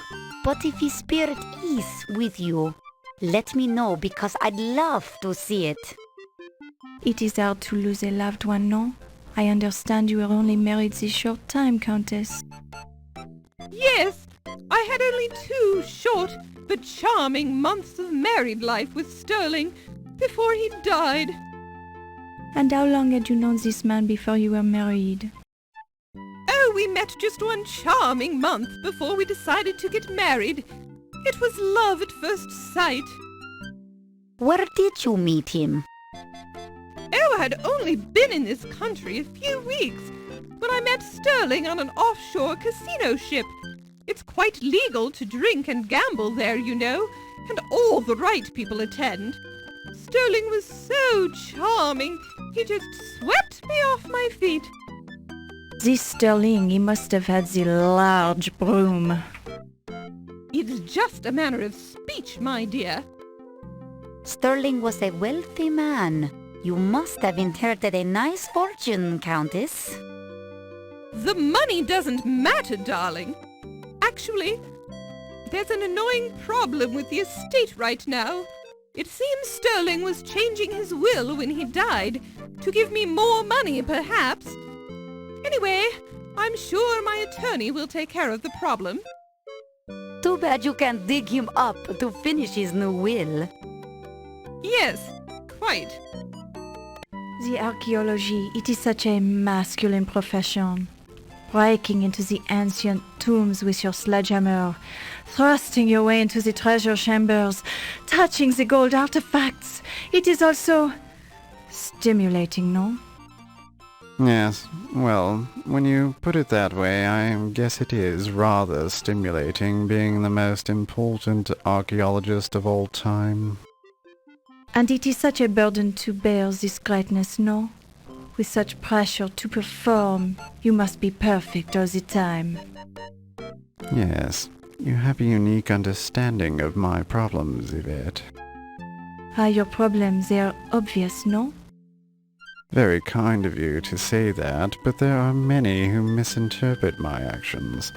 They don't understand the pressure of having famous relatives in the same line of work, and having to compare oneself to them all the time.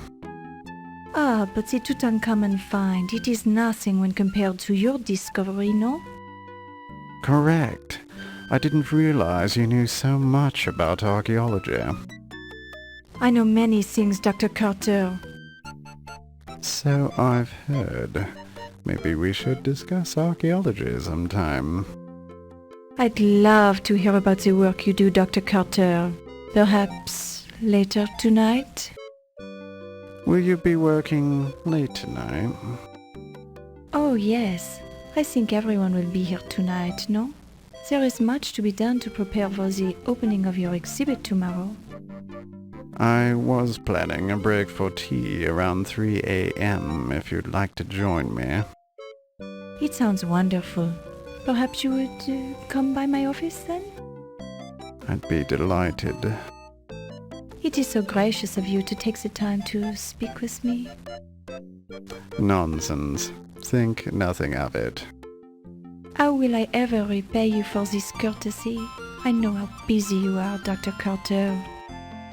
I'm sure we'll think of something. And call me Pippin.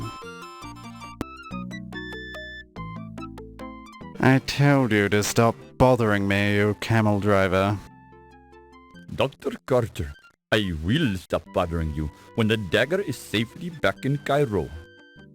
I don't know if you've noticed, but the bloody dagger has been stolen from the bloody museum, you great twit. I see no reason to exchange epithets with you, Dr. Carter. I am aware of the burglary. I am also aware that no evidence was left behind, and the dagger case was not harmed. In fact, I think you removed the dagger from the exhibit. Me? Me?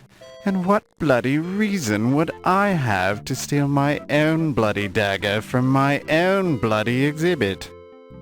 The dagger is not yours, Doctor. It belongs to the Egyptian people. As to why you stole it, I do not pretend to understand your twisted American thinking. Perhaps you wanted to keep the dagger for yourself, in your own private collection. Perhaps I should ask why you're shifting the blame onto me, you insignificant peasant. It would be very clever of you to steal the dagger, then stay about to start rumors about someone else stealing it. Only an archaeological thief would make such an accusation, Doctor. Now I'm sure that you stole it for yourself. I did not. Yes, you did. Did not? Did. Did not. Did. Gentlemen, please. Who asked you? Mind your own business, you nosy reporter. But I have more important things to do. Our discussion is far from over, Dr. Carter. That's what you think, you malodorous buffoon.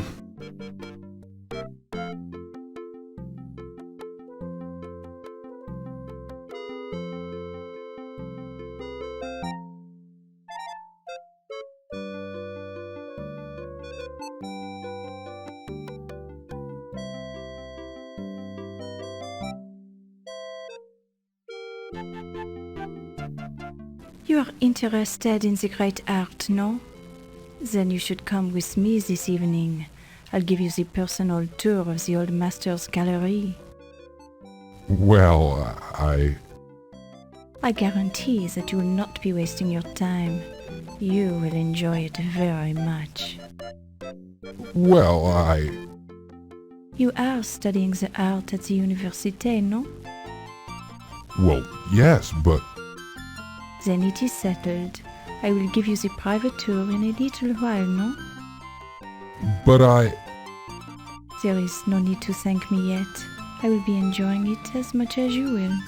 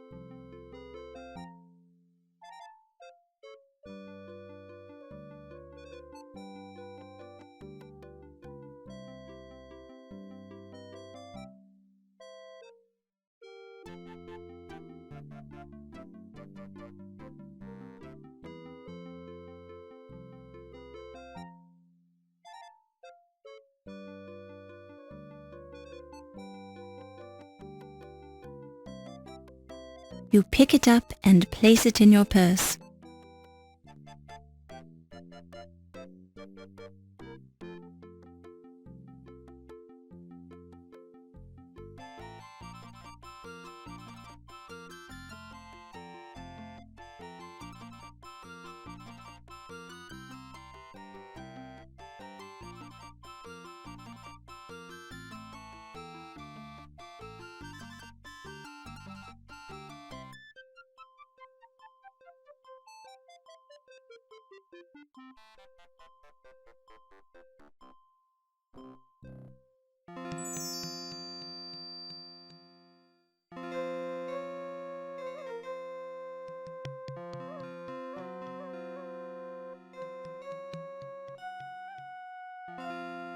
It looks remarkably like a glass case in the shape of a pyramid. A small card informs you that this case contained the famous Dagger of Amon Ra, which is now missing. Oops. Congratulations! You've cracked the case of the Dagger of Amon Ra.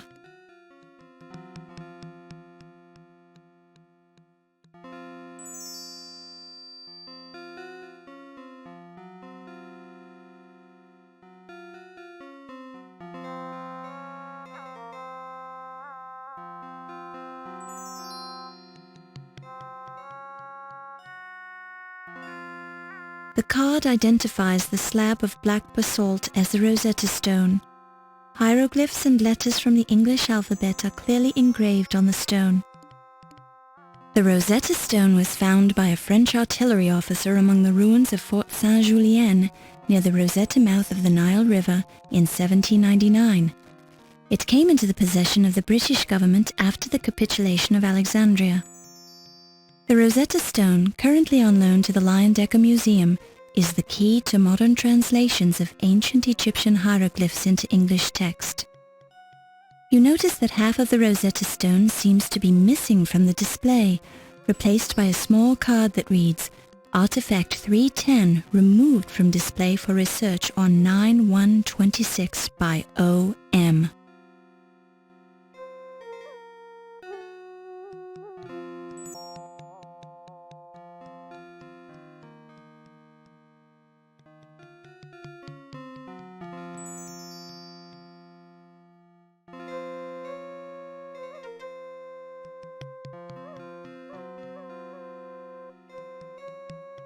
Looks aren't everything.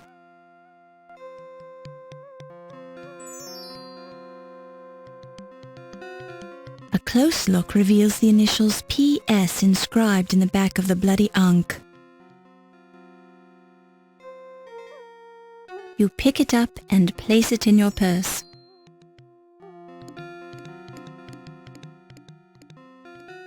It's definitely blood. Most of it is still liquid, but some of it is already starting to dry.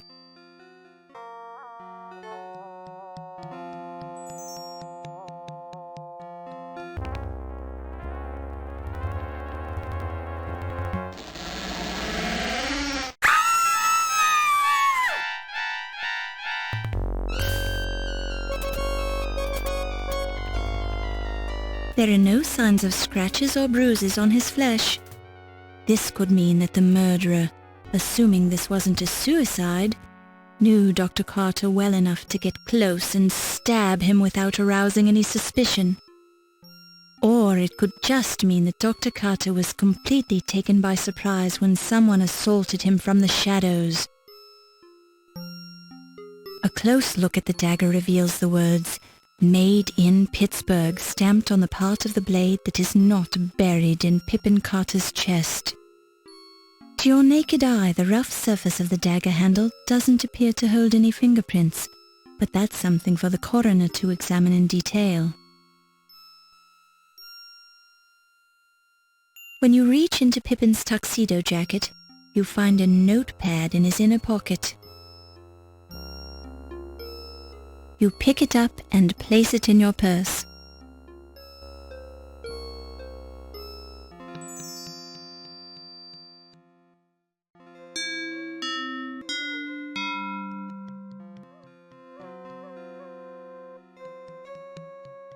You scream like a banshee, lass. Did you kill the man then? No, I just walked in here and found him.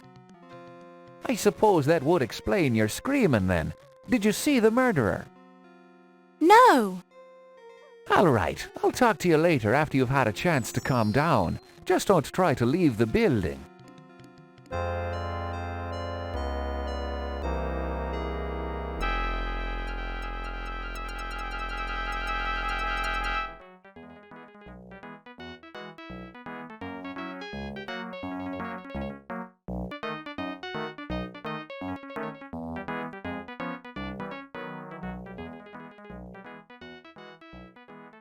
Excellent work. Your father would be proud of you. Having already interrogated the guests, Detective O'Reilly is now discussing the murder with the staff members as they leave the party. It would be best if you don't interfere.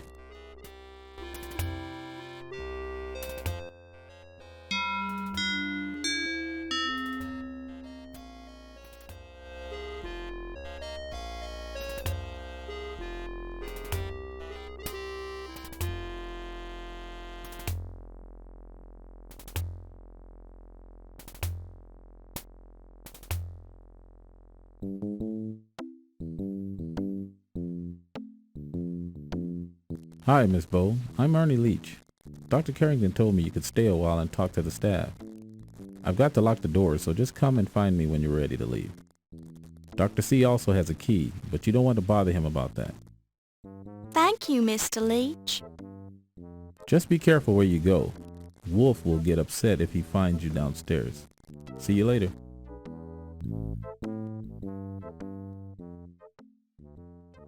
Did you manage to learn anything from your interviews, Detective O'Reilly? Don't bother your little head about it, lass. It's my job, sir. This is an official murder investigation, Miss Bowe. Do not be interfering. Oh, I don't mean to interfere. I just want to know what's going on. Any leads so far? Dr. Carter died as the result of someone sticking a gift shop dagger in his chest. What more do you need to know? Well, for one thing, who did it? Someone who didn't like him, that's my guess.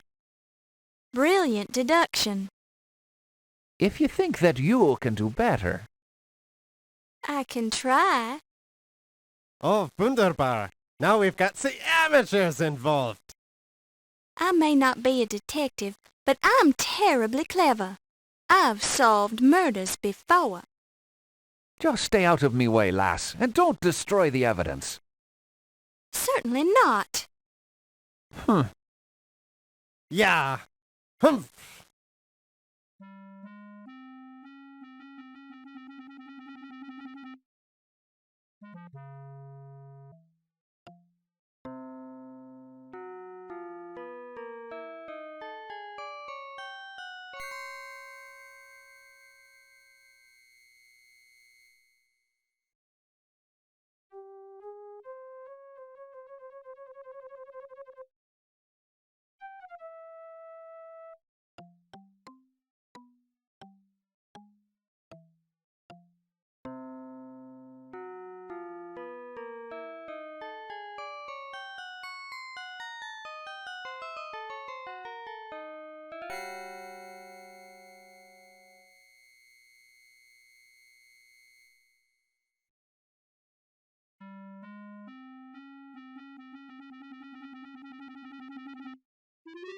When you touch the painting, you smear a bit of the paint as if it's still damp.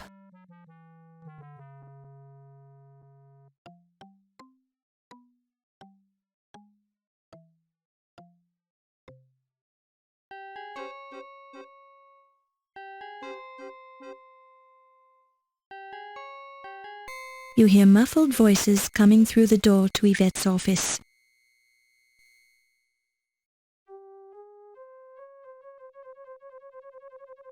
This is the door to Yvette Delacroix's office.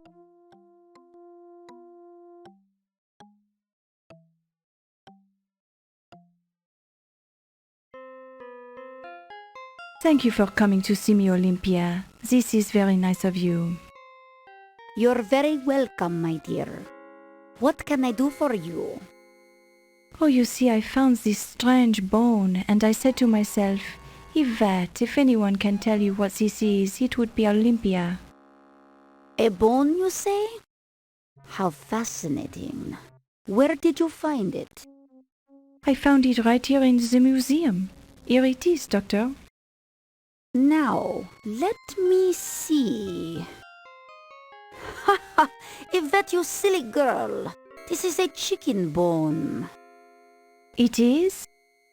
Yes, of course. Why, it is still greasy. You got this at dinner, didn't you? Oh, you have caught me, Olympia. I was playing the little joke on you. You are a funny girl, Yvette, but I am quite fond of you. Olympia, we are the good friends, no? I have the problem I wish to talk to you about. Oh, certainly. What is it? Come closer so I can whisper it to you. It is very personal, and I want no one to overhear. Oh my. Oh my. Oh my.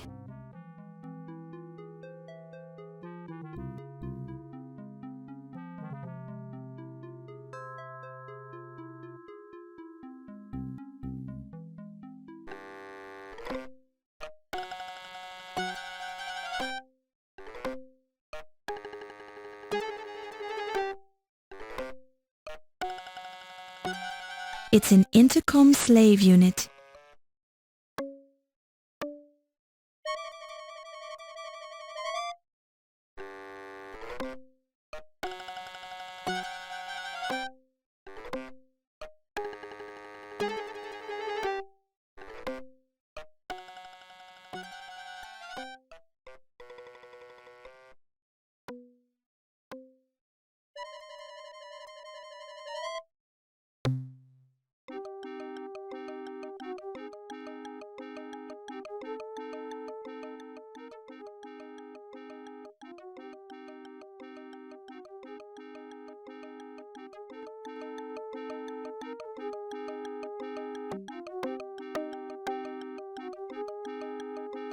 The bottle says, Dr. Moribund's Guaranteed Snake Oil.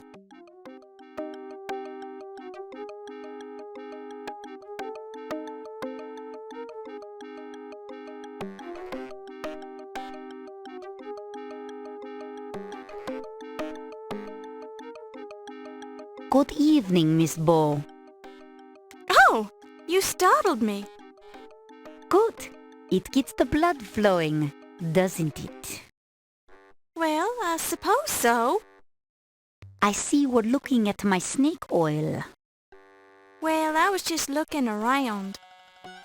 I'm sure you meant no harm. What's the snake oil for, anyway? It repels snakes, of course.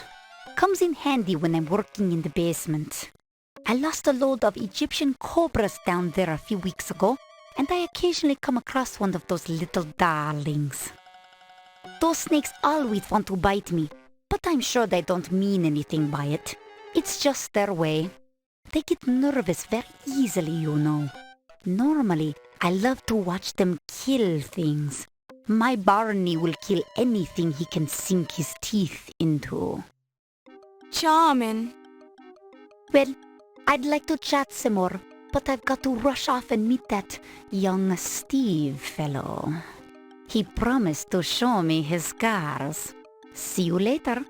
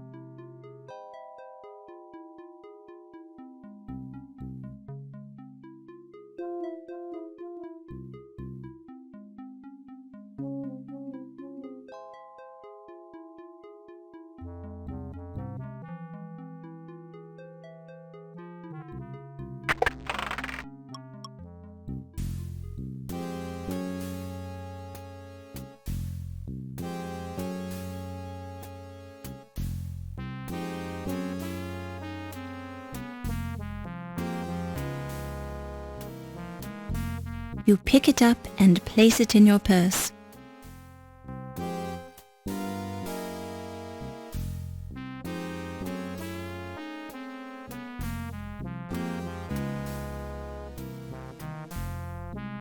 Backlit, you can read the words typed into the carbon paper.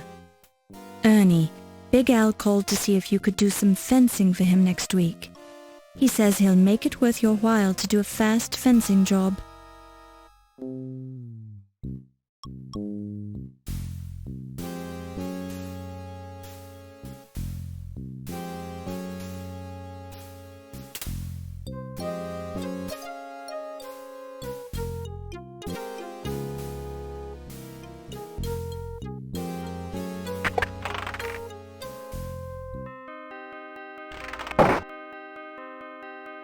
hear muffled voices coming through the door to Yvette's office.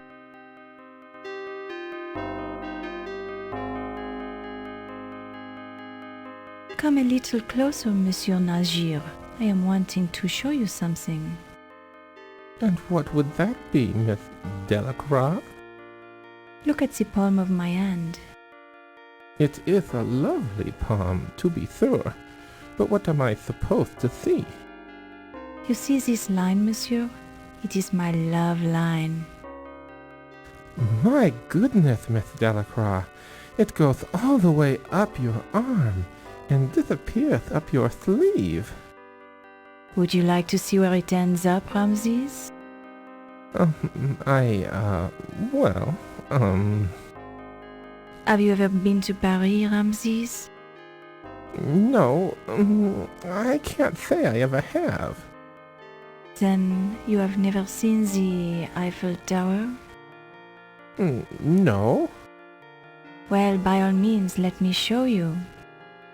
Miss Delacroix, please. I'm a married man. Oh, dear. Have you forgotten who let you into the museum, Ramses? Have you forgotten who showed you the secret room for your little ceremonies? You haven't, have you? No, I haven't, but... Then you will let me give you the grand tour of the tower, no? We'll have to go somewhere else. I don't feel safe here. Lead the way, monsieur.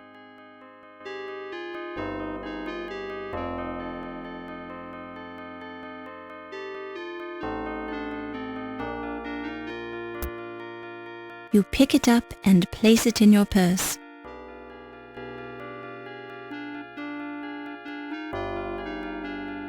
A lump of charcoal from a fire. A notepad made of good quality paper. There's an imprint on the paper from the previous message written on the pad, but it's too faint to read.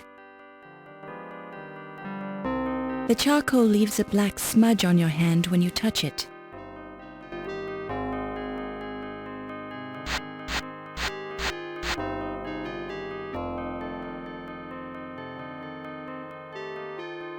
Rubbing the charcoal over the notepad has made the imprint readable.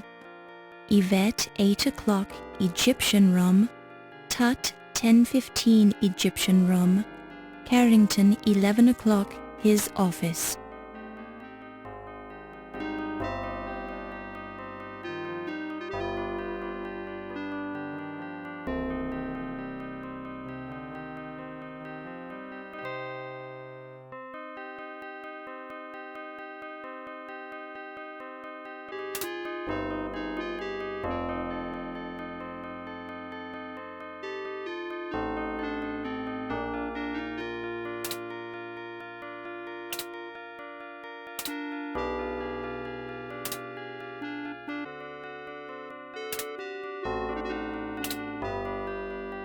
The intercom crackles and you overhear a conversation.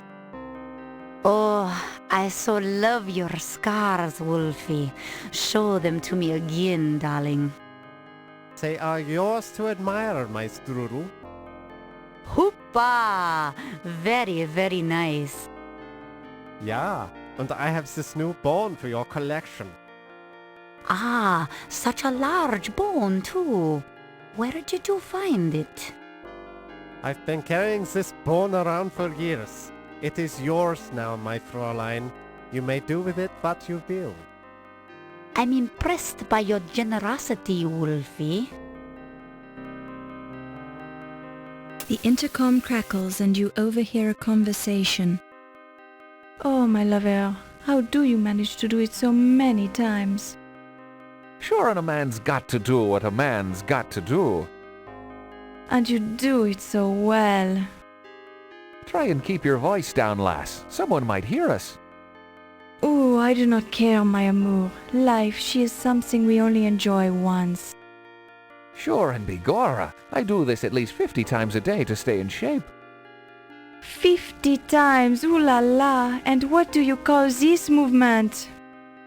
Sit-ups, lass. I also do 50 push-ups each day, then I run a few miles.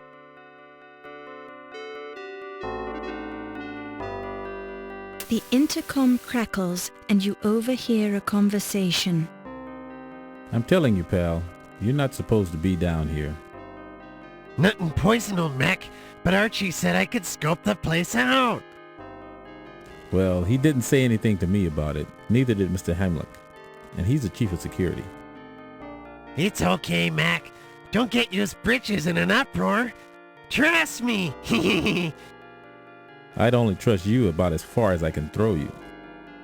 Hey now, there ain't no need for physical violence, Mac. I'll give you 10 seconds. If you aren't out of my sight by then, I'm gonna hurt you real bad. You're touchy, ain't ya? But I was done down here anyways. See you around, Mac. Not if I can help it.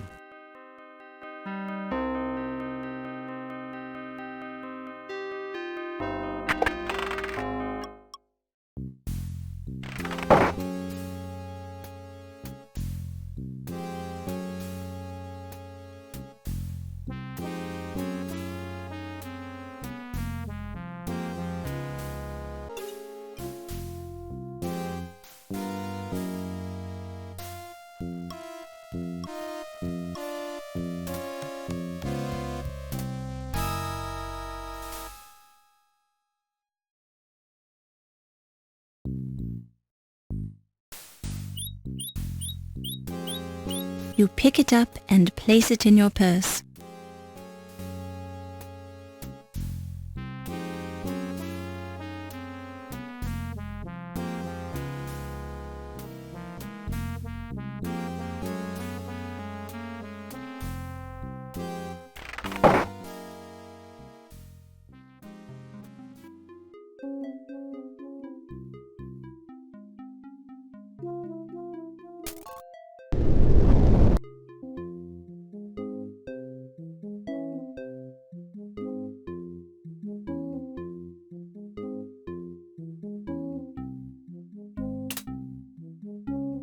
Oh dear, the light bulb blew out.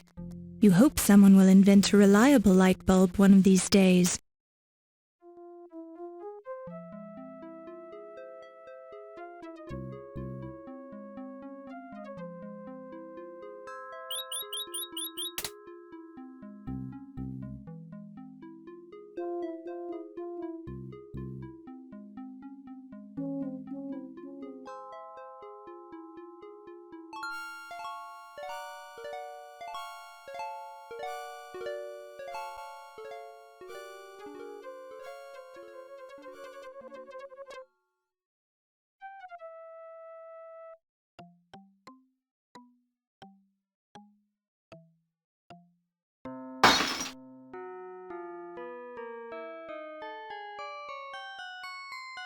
You pick it up and place it in your purse.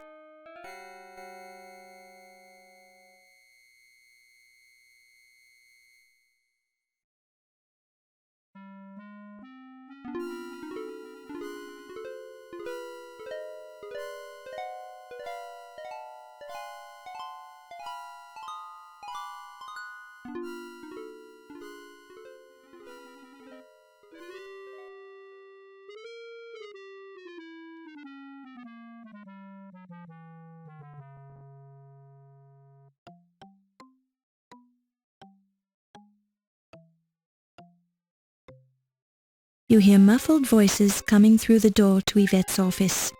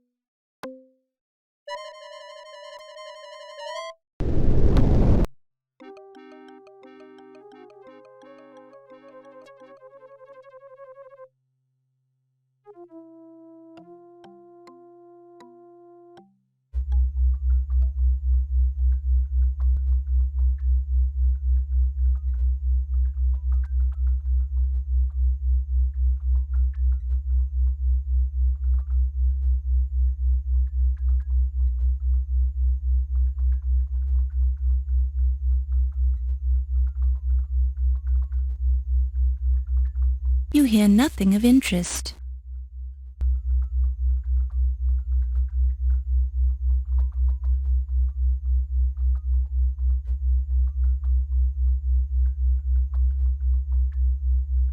Interesting.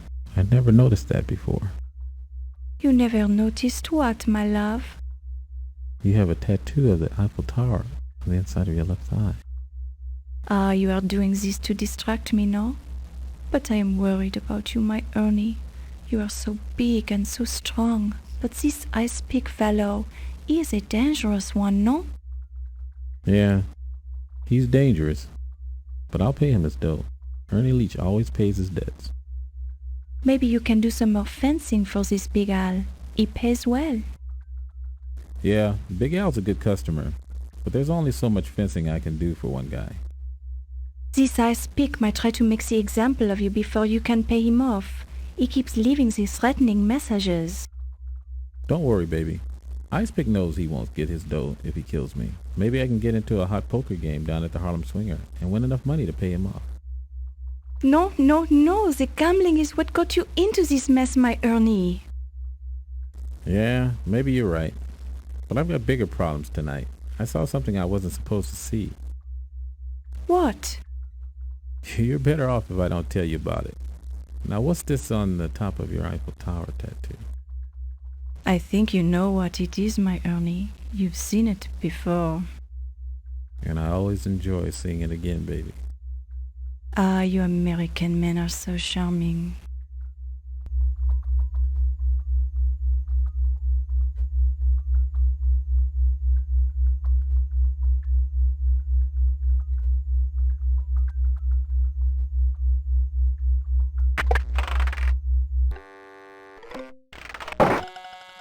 Oh, good evening, Miss Ball. Hi, Dr. Miklos. I'm sorry if I startled you. Oh, that's okay. I enjoy being startled. And please, call me Olympia. Okay, Olympia. You enjoy being startled? It gets the blood flowing. I love it. I was just trying to find Daisy, my ferret. She usually has the run of the museum, but it's time for me to feed her. And you think she might be in here? Well, she's been spending a lot of time in here lately for some reason. She probably likes the unusual smells. Who knows? Can I help you look for her? Thanks, but I'm sure I can find her. Would you mind leaving me for a while so she'll come out of hiding? Certainly. Sorry to disturb you.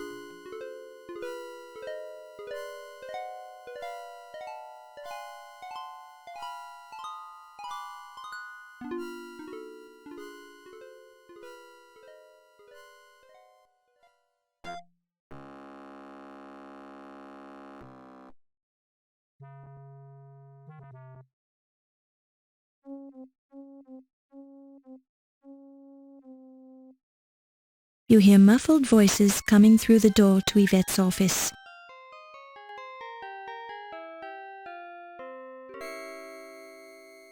Well, lass, we've known each other a long time, and I'm not ready to get married yet.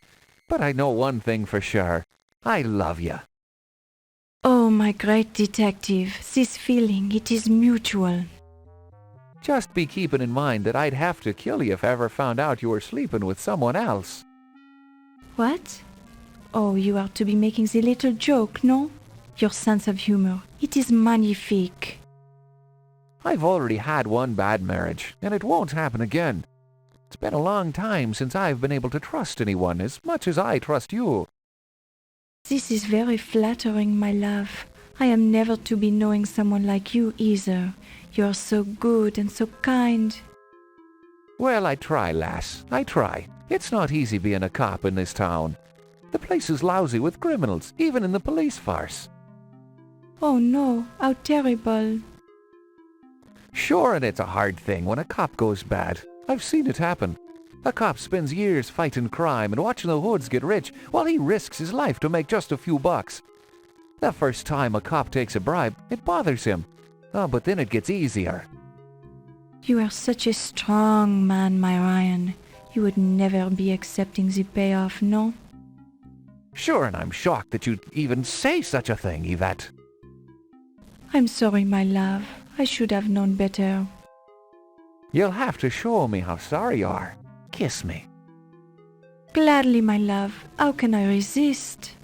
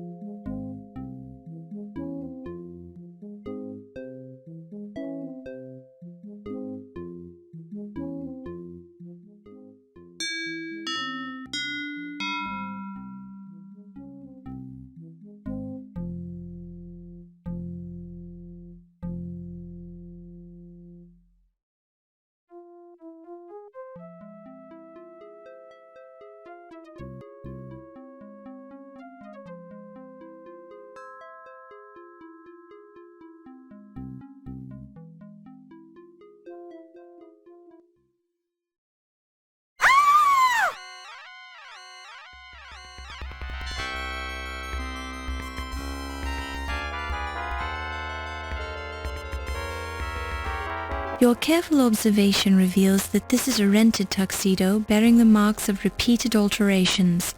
There is a stain above one pocket. A whiff reveals the strong, fresh scent of champagne. The corpse is wearing a black tuxedo jacket. At the moment it's a poor fit, especially around the neck.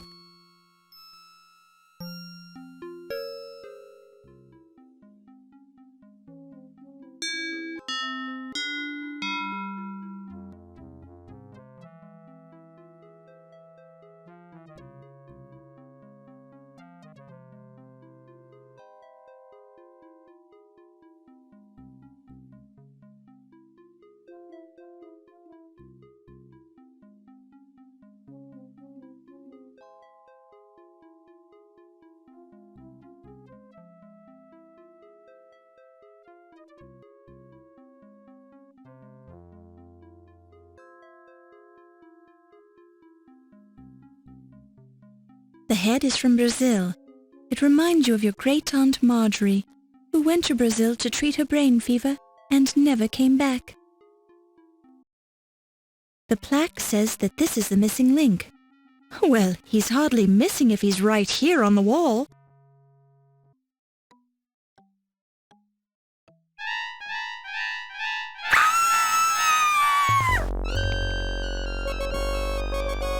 It's Ziggy's head!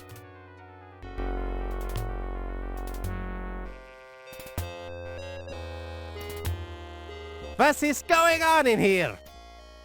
I'd say you've got some explaining to do, young lady.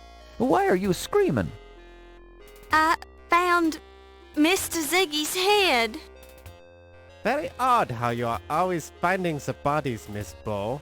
I think we should be going back to my office and interrogating you now. Here now, Wolf. The young lady just found a man's head. Give her a moment before you get out your thumb screws then. Thank you, Mr. O'Reilly. Don't thank me, lass. I'm not saying you didn't kill the man. I'm just trying to restrain Mr. Heimlich's enthusiasm for his job. But I will get results. Let me talk to her privately. Now I realize you're just trying to help, Wolf, but I think we can learn what we need from the lass without harming her. She could lie and you'd never know it. You Americans are too soft on your criminals. I just walked in and found his head, that's all. Well, Mr. Heimlich does have his point, lass. It's a wee bit curious that you keep showing up at the murder scenes before anyone else. How do you explain that, then? Just lucky, I guess. Well, you do seem a wee bit small to be sawing off a man's head, I'll say that much. Thanks. This Fräulein could have had help. Or maybe she's very clever. Or maybe you're trying to pin the murders on her, so you can find the murderer and save your job, eh? My job is quite secure, Herr O'Reilly. Oh, really now? A security chief who allows burglars to steal the exhibits, then overlooks several murders happening under his nose. I'd think twice about your security methods if I was running things here. This is hardly the place to discuss my methods, Herr O'Reilly. We have a suspect to interrogate. Correction. We have a murder scene to investigate.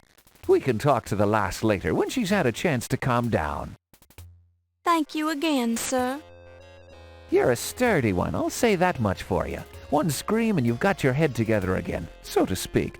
Just don't try to leave the museum. I can't leave. I'm locked in. Good. We won't have to worry about you then. All right, Wolf. We've got work to do. Let's go get the crime scene tools.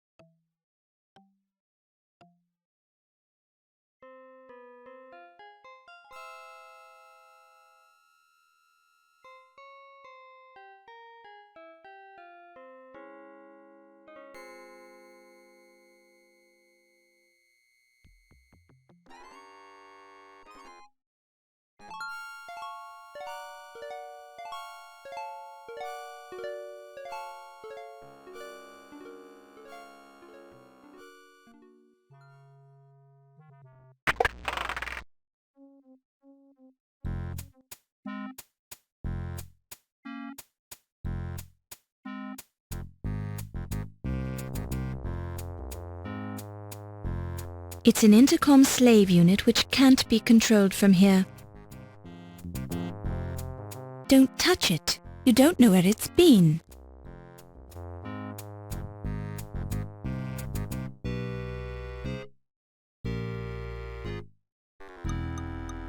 A cavalry musket. A medieval spiked cudgel, also known as a morning star. A fine broadsword imprinted with the mark of the Toledo swordmakers in Spain. It looks very sharp and deadly. The intercom crackles and you hear, Wolfie, it's Olympia. If you can hear me, meet me in the armor room at 2 o'clock. You promised to show me your private scars, remember? See you there, Wolfcakes.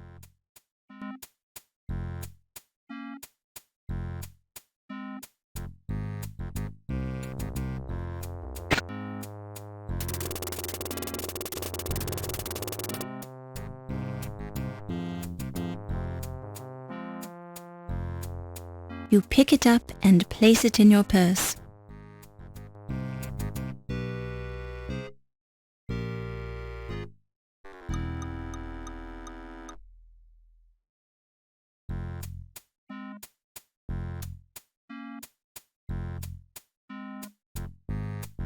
This bookshelf is dedicated to the topic of animal traps. A series of books on torture without leaving scars.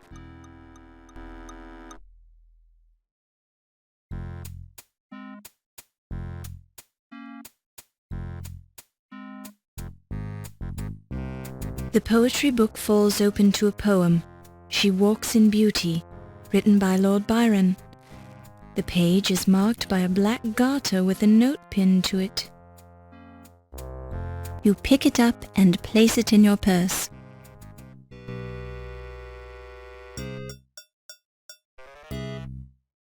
The note attached to the garter reads, "You can have the other garter and much more if you meet me at 3 a.m. in the preservation lab." The handwriting is female.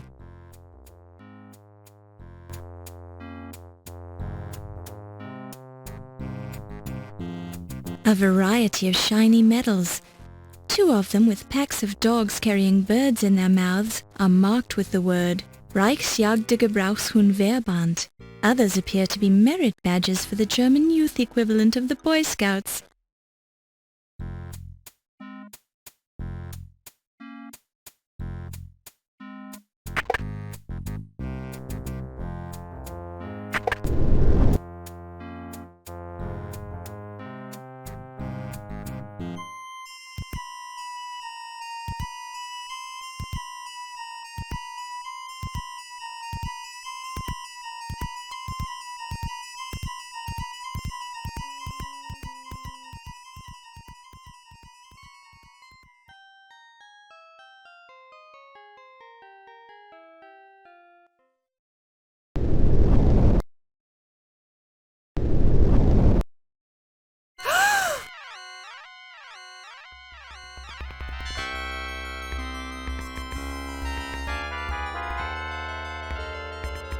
Two letters written in blood on the desktop. The clock appears to have been broken at exactly 12:04 a.m. Countess and Ziggy at 1 a.m. Medieval armor display. Dr. Carrington's head holds no clues that you can discover, except for the somewhat pained expression on his face. Porcupine quills, which appear to have caused Dr. Carrington's demise as they passed through his body, creating multiple perforations in many of his vital organs.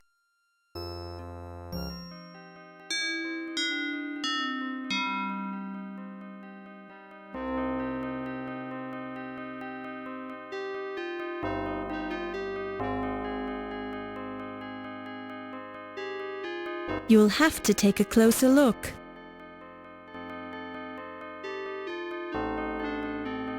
The note is written in a man's handwriting, probably belonging to Dr. Carrington.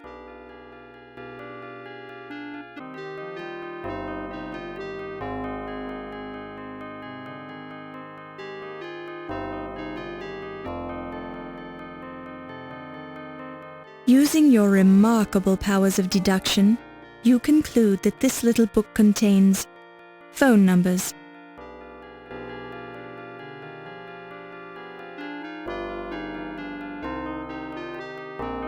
Judging by the handwriting, the phone numbers were written by the same person who made the note on the desk calendar.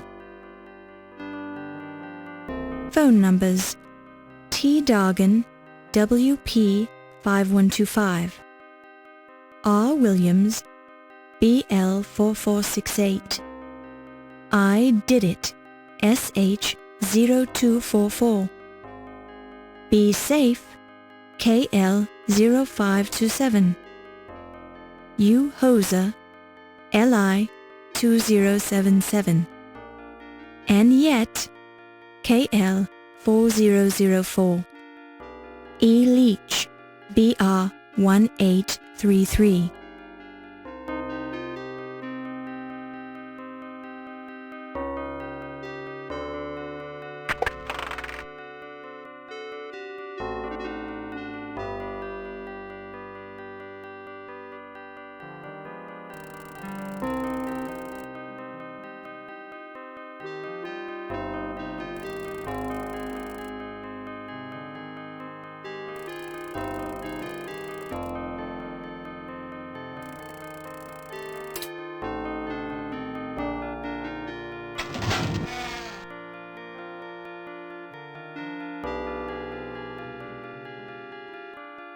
Glancing through the diary and the male handwriting within, it refers to Sterling's growing fear that the Countess only married him for his money and that she could be planning to kill him. The final entry reads, Yvette fears her too. Upon close inspection, you see nothing new here. Numerous hefty tomes on the topic of medieval armor. Looks can be deceiving. Looks aren't everything.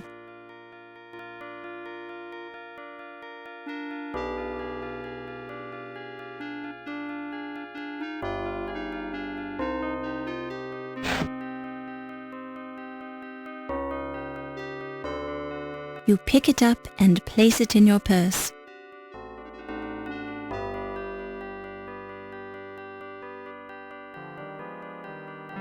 You read a police report on the criminal career of one Watney Little, conman extraordinaire.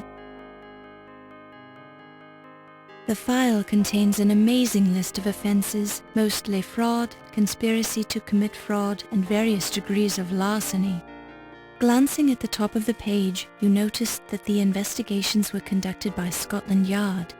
You also noticed that the last entry describes Little's recent escape from Dartmoor prison.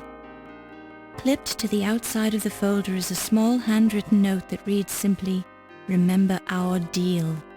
Apparently this file was provided in exchange for somebody's silence or service.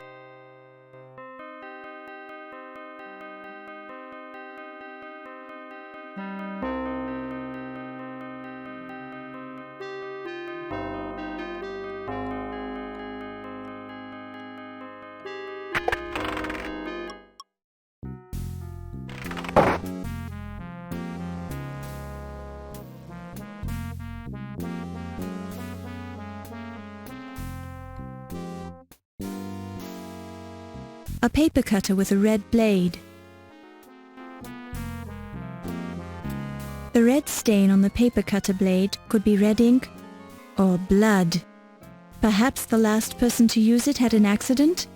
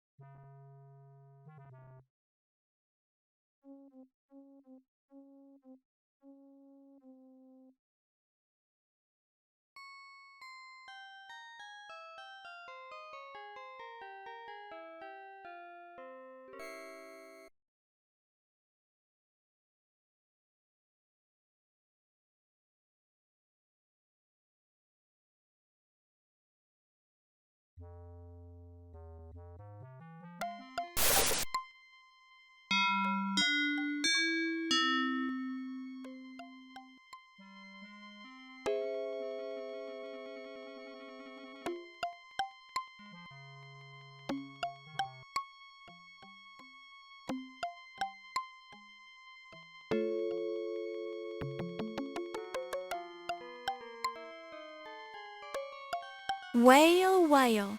Good evening, Countess. What are you doing here? I just happened to be hiding behind the tapestry. You're lying. How could you tell? Nobody just happens to hide behind a museum tapestry. And nobody just walks around inside a museum late at night with paintings under their arms. Paintings? Oh, you mean these paintings? I just found them laying around on the floor and I picked them up so no one would step on them. I don't think so. You don't think so? Are you accusing me of something, you silly girl? What do you think? I think you're a rude girl who needs to learn some manners. The nerve going around accusing people of stealing paintings. Did I say anything about you stealing them? Well, of course you did. Don't try to trick me, girl. I've got more tricks than you have brain cells. One thing I have to ask myself is, why did you bring those paintings to a meeting with Dr. Carrington this time of night? How did you know I was meeting Dr. Carrington? I found a note beside his body. His body? You talk about him like he was dead. Yes, he is. Dead as a doorknob. You didn't know about it? You're trying to trick me again. Dr. Carrington is alive and well and working in his office. Well, you're right about him being in his office, but he's quite dead, I assure you. Oh, my God! And you seem to be a logical murder suspect. Wait a second. You're not going to pin this one on me. I didn't have anything to do with it. Why would I want to kill him? We've got a perfectly good art burglary scheme going. Art burglary? I think I said too much. If you're trying to convince me that you're not the murderer, you're not doing a very good job of it. What do I care what you think anyway? You're not a cop. But I am a reporter, and I could write about you in the newspaper. Of course, your reputation would be ruined, and the police would get very interested in you. But you're tough, so I'm sure you could handle it. Look, it was just a little deal I worked out with Dr. Carrington. An art forger duplicates the paintings on the wall of the gallery. Then we hang them up in place of the real ones, which we sell to private collectors. Didn't you think someone would catch on after a while? Are you kidding? That's the beauty of the plan. When we had replaced all the paintings, we were going to slash them and make it look like someone vandalized the real paintings. No one would ever think we'd go to the trouble of forging paintings just to destroy them. And Carrington is here to see that no one gets too nosy. You mean he was here? I swear I didn't have anything to do with his death. He was my cash cow. I brought him over from Europe just for this reason. Now that's it. I'm not saying any more about it. You're not looking well, Countess. There's a murderer running around loose in this museum, so I do feel a bit spooked when someone leaps out from behind the exhibits.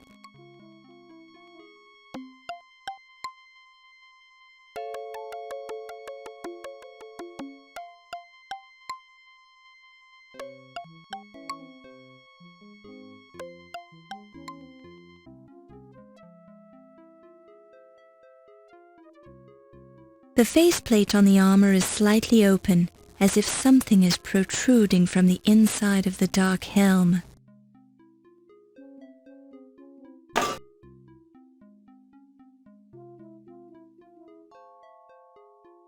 Dr. Carter's body has been indelicately crammed into the suit of armor. His filmy eyes gaze in mute shock. His head is bent at an unlikely angle, and the skin is puckered where the helmet's edges bite into the expanding flesh.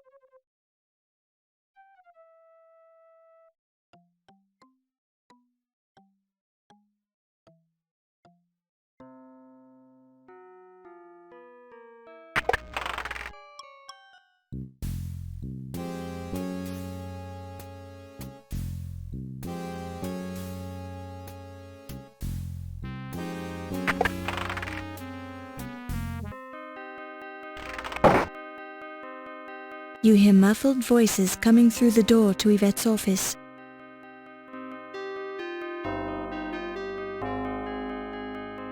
Oh, Dr. Smith, I appreciate your help so much. Well, I don't particularly appreciate giving it. I have things to do, Miss Delacroix. Important things. But surely you can spare the time to help me move my desk, no? Oh, I suppose. Why do you want to move it anyway? Oh, there is a terrible stain on the rug. I don't want it to show. We don't have to move the desk very far. All right. Oh, it's heavy. Oh! Oh, I am so sorry. Did you hurt yourself? Yes. Oh no, I'm bleeding. You owe me one, miss. But of course, Mr. Smith. I'll do anything you say. Anything. Didn't I let you in when you asked? Didn't I keep your secret? Yes, I suppose you did. And I'm sorry about bleeding on your carpet. At least it'll blend in with the old stain. What is that anyway? Oh, it is only strawberry jam. I'm sure I don't want to know, Yvette. Probably not, Dr. Smith. Now, let's go to your place.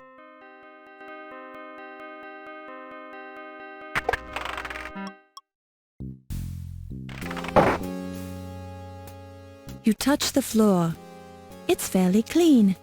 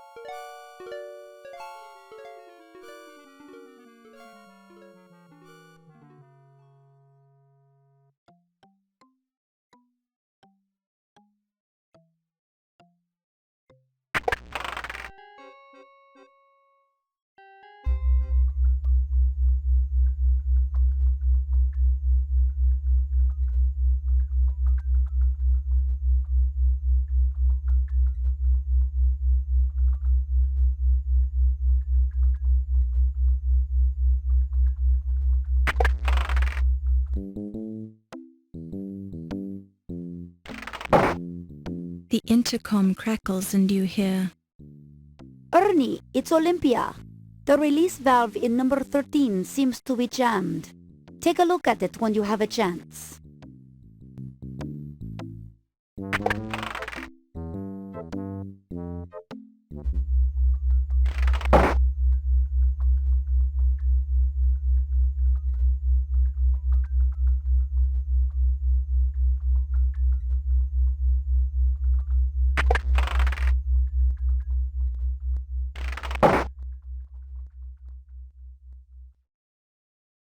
The trunk has a name tag identifying it as part of Carrington's personal luggage.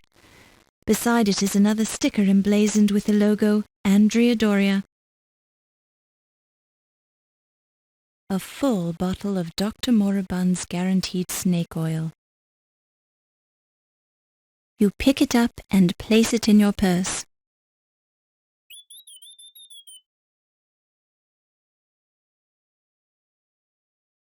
It's a sack of plaster, sometimes used for making molds.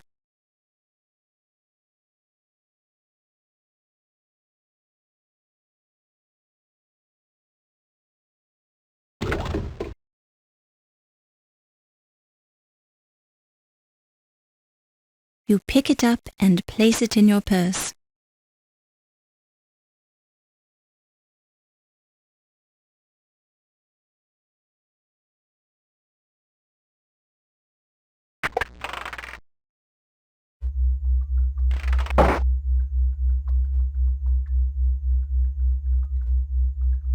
A wooden workbench loaded with many empty glass containers that smell of alcohol, although one of them is full of an oily liquid. The desk is dusty, giving you the impression that it's not used very often.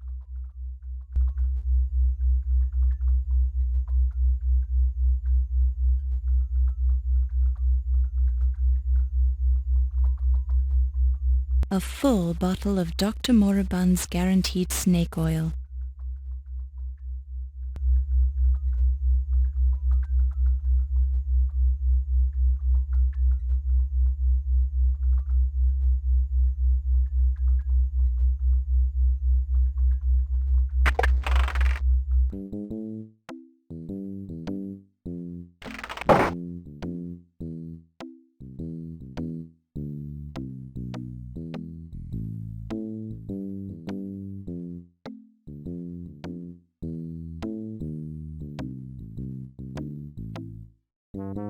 You pick it up and place it in your purse.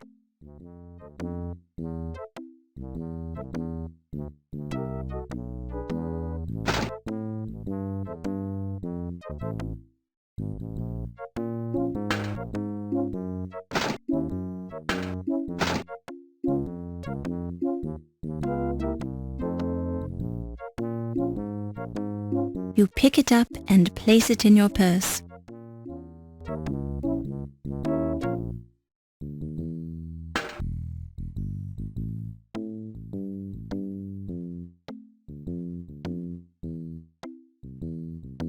Ernie's index to the stored items in the alcohol vats.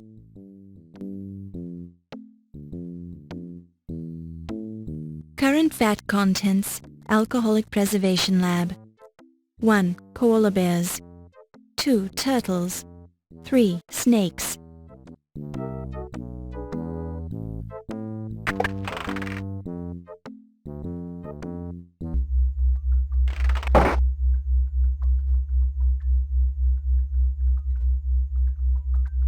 Vat 5. A large, hairy creature with at least one huge claw is floating in the murky liquid of the vat. Vat 12. Small creatures with long tails are floating in the murky liquid. Vat 13. Indistinct shapes are floating in the murky liquid. None of the creatures are close enough to the glass to see what they are.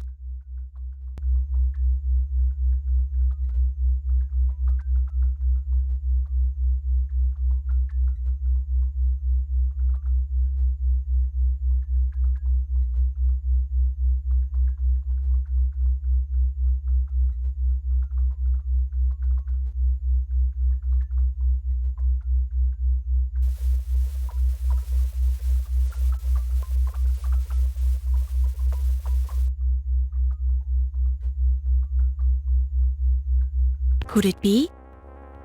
Yes. It's heavy. It's shiny. It's real gold. It's got a sharp point at one end. It's the Dagger of Amon Ra.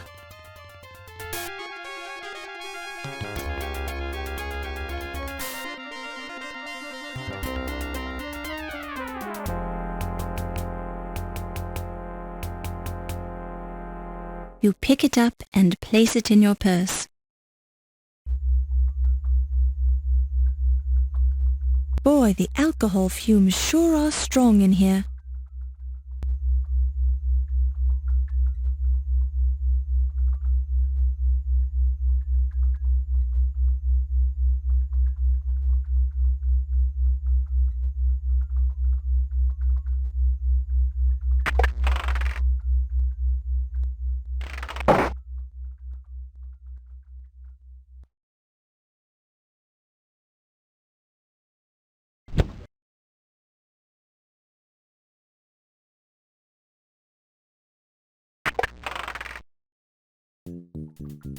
Fräulein Boll, this laboratory is dangerous and verboten to the public. You will leave now!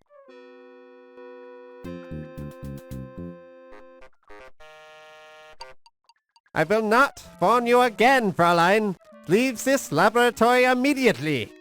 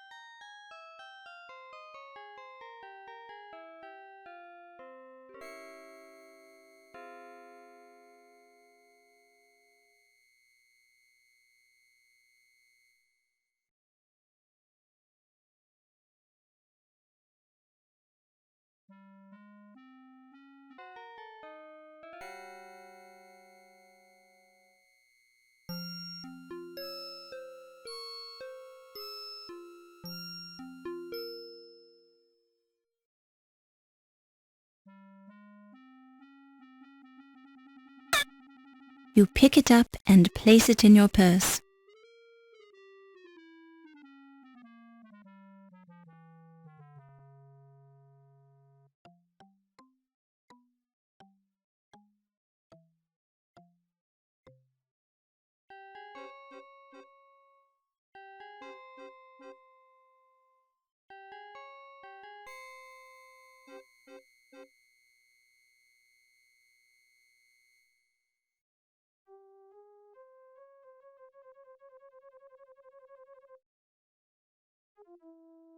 A typical light-hearted painting by anonymous Bosch called A Heartwarming Story, depicting dead humans being tormented by skeletons and demons in hell.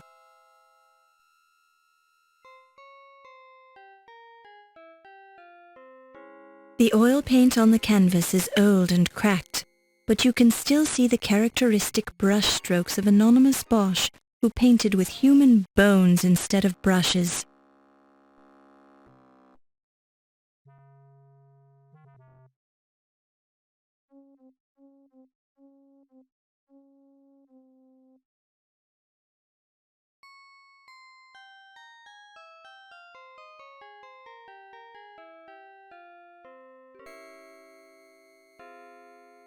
With careful use of the wire cutters, you manage to remove the skeleton key without damaging the Bosch painting.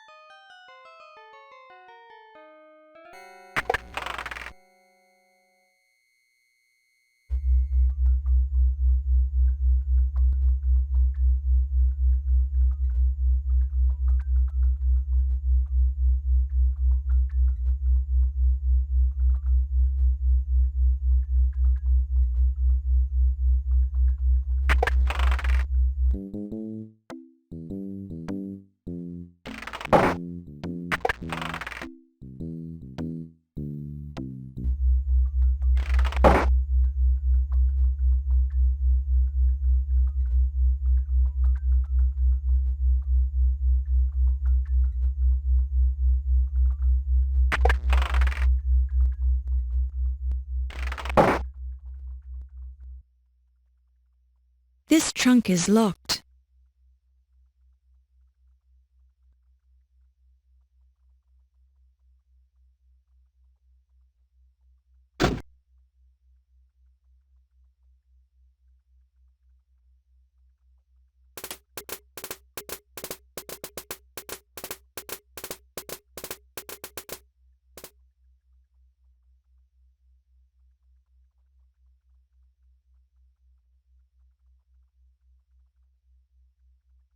You find plenty of scratches, dents, and gouges, but nothing unusual for a steamer trunk. Oh!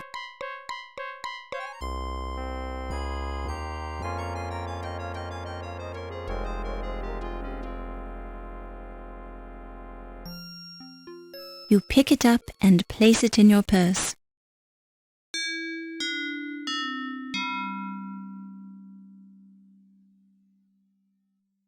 A valuable gold pocket watch. A close look reveals an inscription on the watch. To Dr. Archibald Carrington III for your years of dedicated service, many thanks from your staff at the British Museum.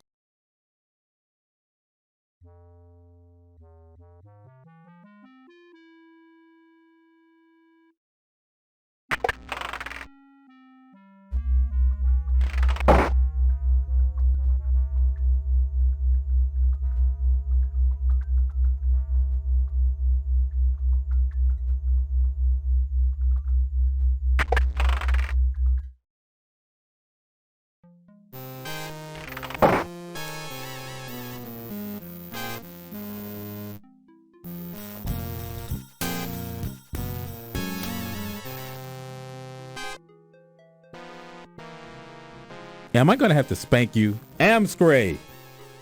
Maybe she's wanting to join us, yes?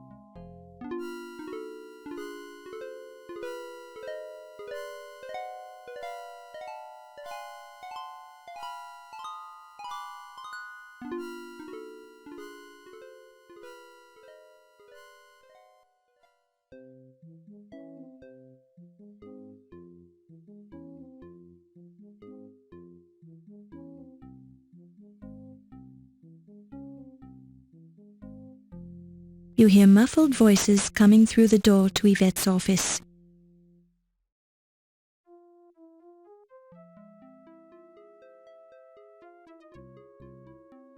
You lied to me. Well, lass, I guess that makes us even. You lied to me. You had something to do with the Dagger burglary. You've been sleeping with someone else. I saw you go off with that dock worker. I've never slept with Steve, and the Ziggy fellow, he told me about you and the Dagger. And you believe that little weasel. I've arrested the man more times than I can count. The Ziggy, I know him a long time. He would not lie to me. That man'd lie to his own mother if someone paid him for it. Ziggy, he says you were working with the Carrington to steal the Dagger. Lies! You can't be trusting the man. If he wasn't already dead, I'd pound the truth out of him. Maybe you already did. Were you sleeping with the little rat then? Of course not. You really surprise me, lass. I'd think you grew up on the streets accusing me of burglary like that. Where I grew up doesn't matter, does it? The important thing is... Wait, did you hear something at the door? Yeah, I was hearing it too. Keep your voice down then.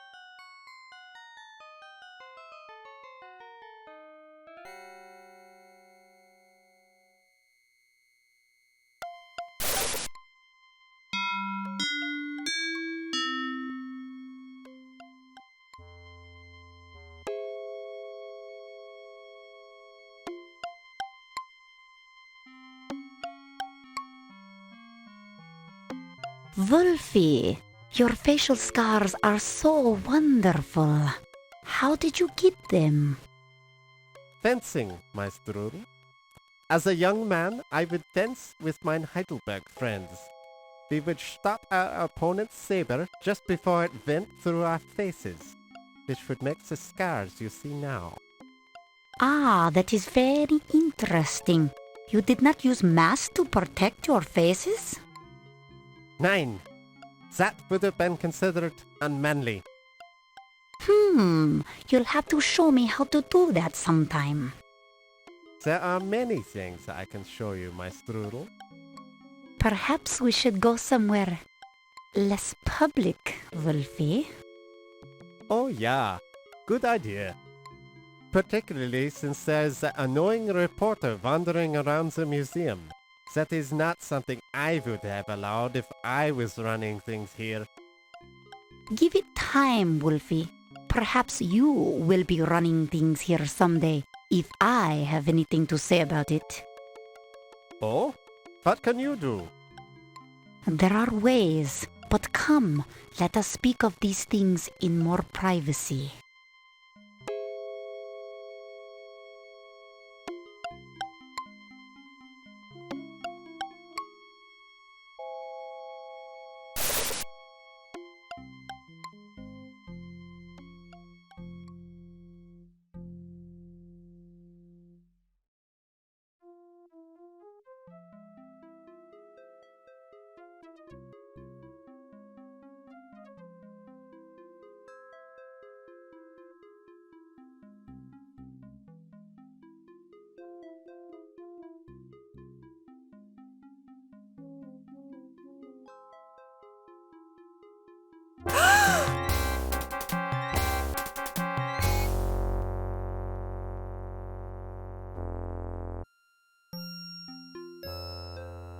You examine Ernie's head carefully, searching for contusions, bruises, or other evidence of foul play. You see little, but you do notice a faint odor, not immediately identifiable. The suspenders are damp but intact and reek of alcohol or something similarly chemical, dry cleaning fluid perhaps. Despite your closest examination, you find nothing unusual about Ernie's outstretched right arm.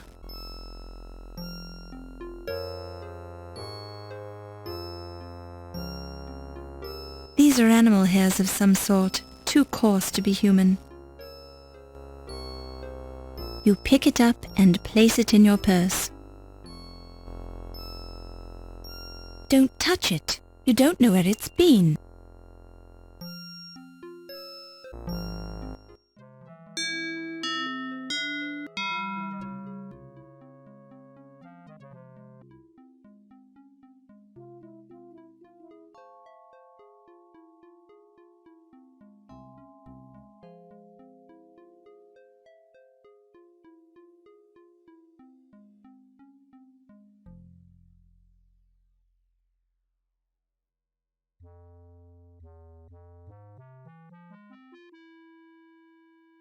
Ach, you are smelling like the brewery, mein Capitan.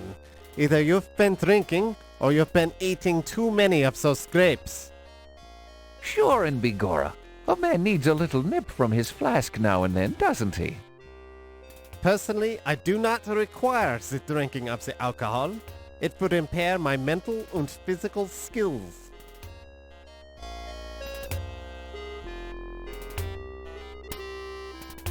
Ernie Leach has been murdered! What was that, lass? Ernie is dead. So, you've finally come to us to confess, is that it? Confess? No! I'm reporting a murder. And you was the first one to find the body again? Well, I guess so. Quite a coincidence, Fräulein. I think we should be interrogating you to learn the truth. I've had enough of your lies! Calm down, Heimlich. If there's any interrogating to be done, I'll be the one who does it. Now then, lass, where did you find the body? The Mastodon room. He's hanging from some mastodon tusks. Ah, he's probably just sleeping on the job. No, I'm sure he's dead.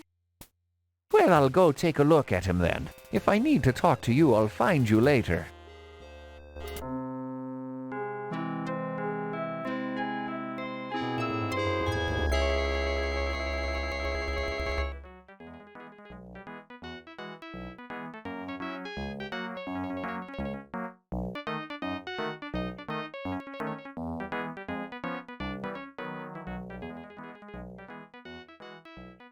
You're doing a fine job, Laura.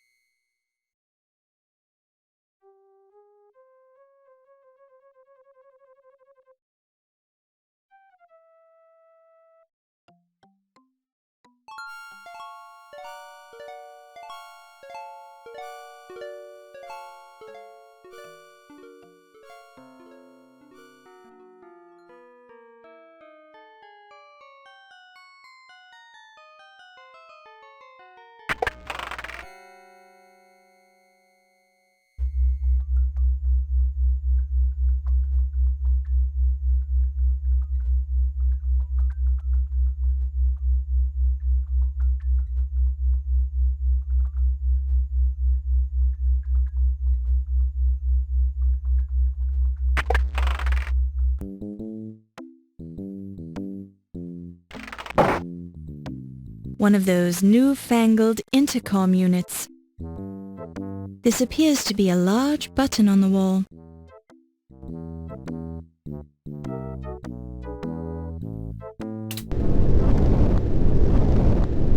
When you push the button, you hear a sliding noise off in the distance, clearly originating outside of this room.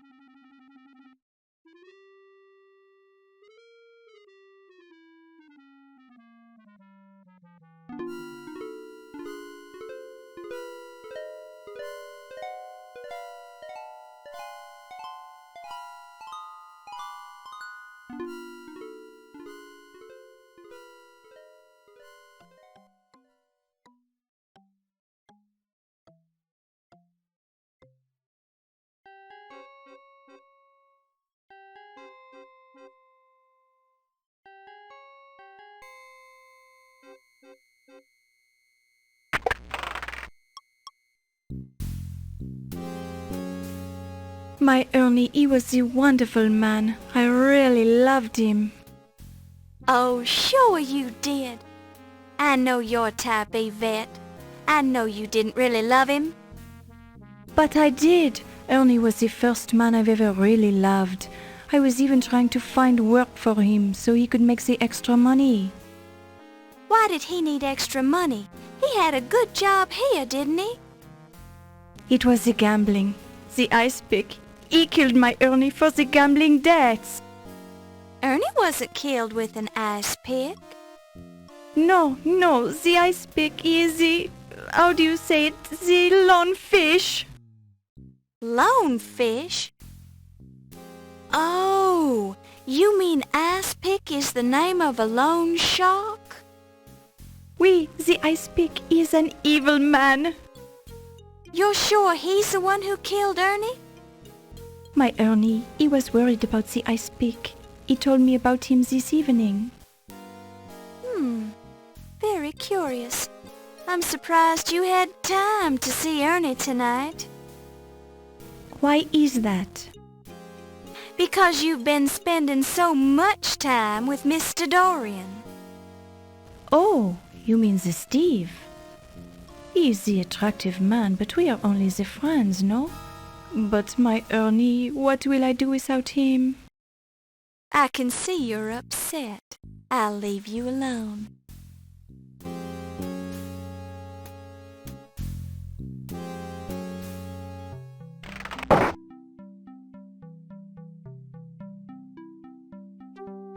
Steve! Mr. Dorian. Miss Bow. Thank you for showing me your scars, Steve. They were very, very nice.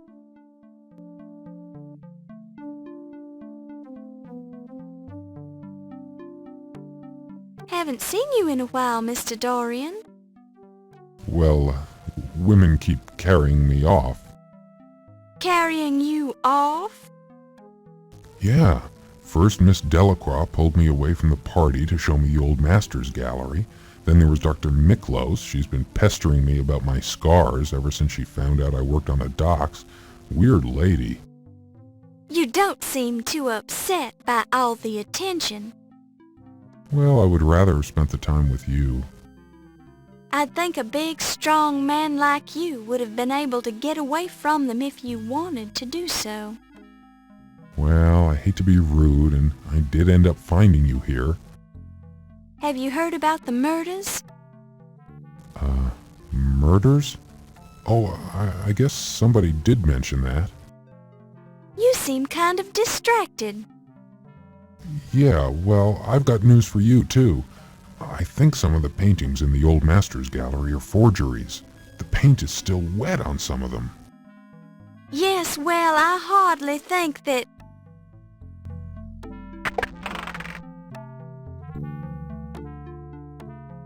Oh, Steve, a terrible thing has happened. Ernie is dead.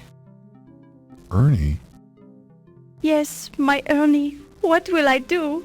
Oh, I need a big man to cry on. Please, come into my office. Sorry, Miss Bow. The poor woman seems very upset. Maybe there's something I can do for her. I can just guess what that is. We can talk more later, okay? We'll see about that.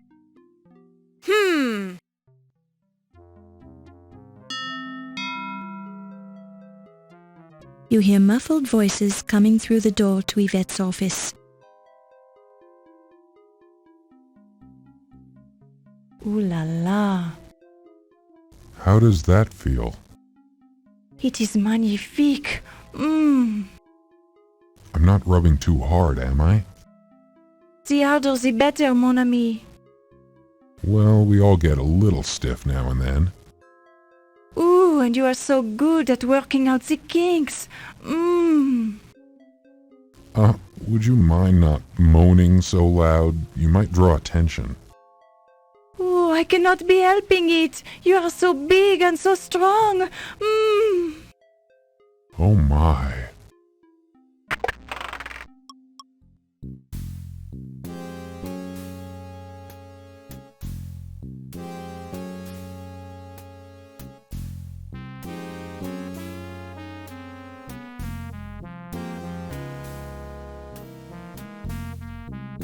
Oh, dear!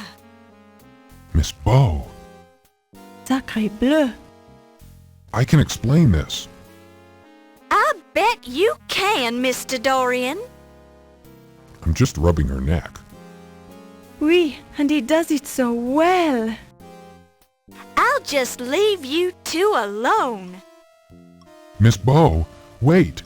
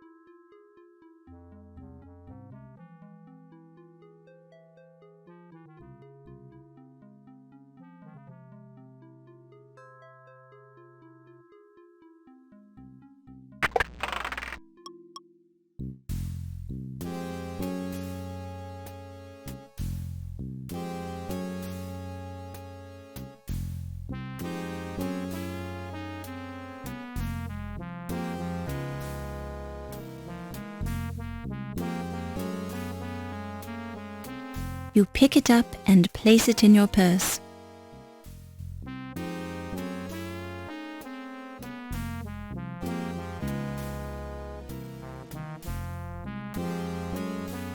It's on the floor, but it's actually a desk lamp.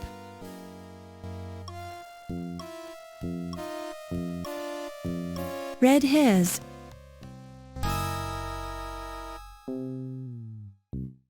It looks like a shred of clothing fabric.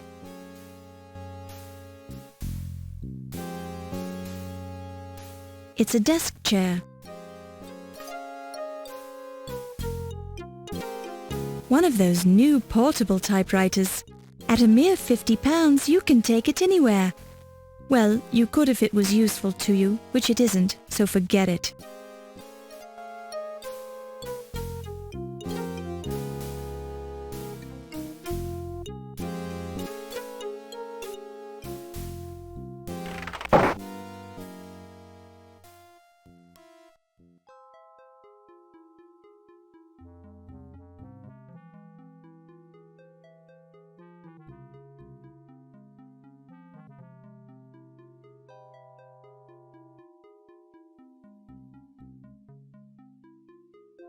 The subject of this sculpture looks curiously familiar.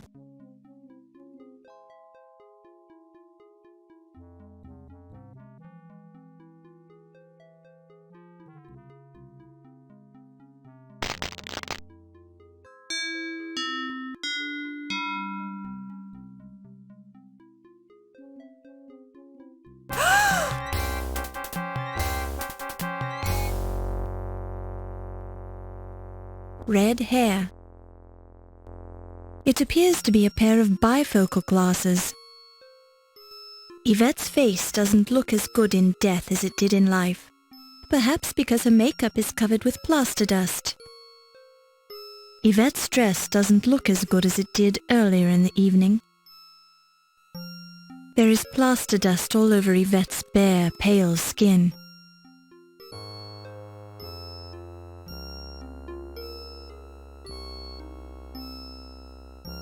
You pick it up and place it in your purse.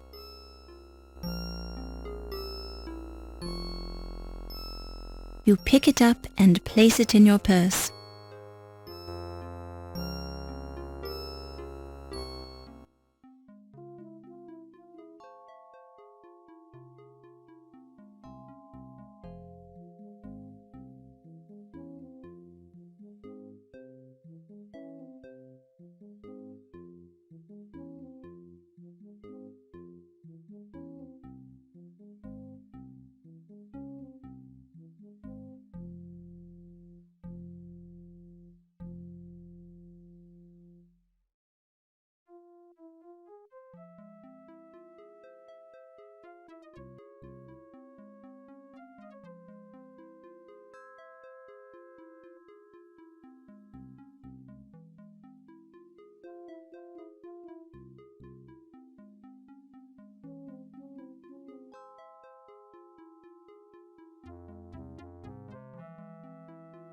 A smelly old work boot. You pick it up and place it in your purse.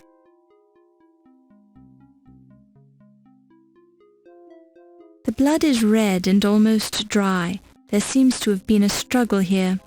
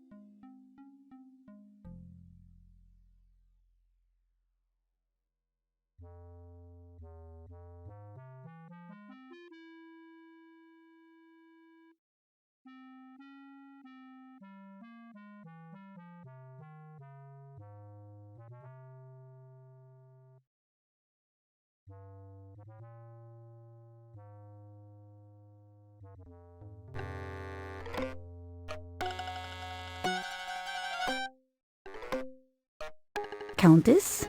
Why are you tied up on my desk? Your face has certainly changed to an attractive pale color, my dear. You seem a little under the weather. Are you okay? Oh dear, you don't look well at all. O'Reilly! You want Mr. O'Reilly? Okay, just wait right here and I'll go get him.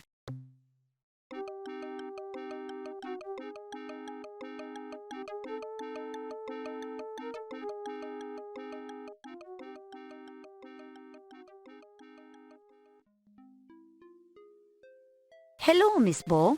Do you know where Mr. O'Reilly is? Well, no, not exactly. I assume he's still in the museum. Well, I'll find him. If you see him first, would you tell him that the Countess is dying on the desk in my office? The Countess is dying? What's wrong with her?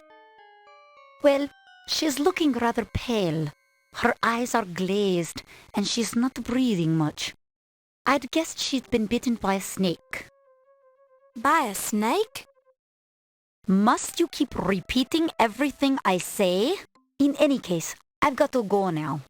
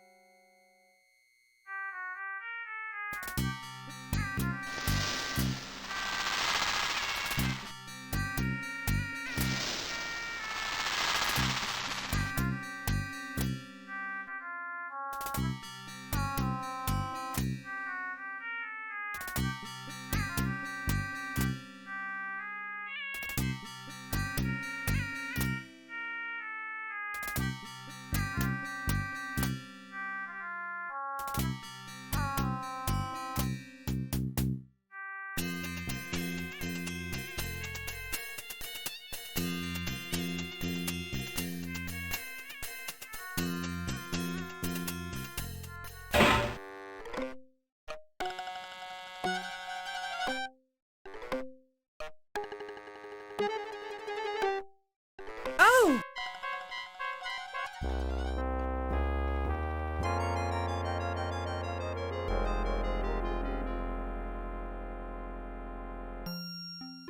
You detect a trickle of what could prove to be cobra venom. You deem it wise not to touch it when you remember that it's a neurotoxin that causes progressive paralysis leading to respiratory failure. That biology class was useful after all. Her bloodshot eyes are open and staring into infinity. Her lips have a bluish tint. There are no signs of violence on or around her face or head. Her fingernails are clean and unbroken, showing no signs of violence.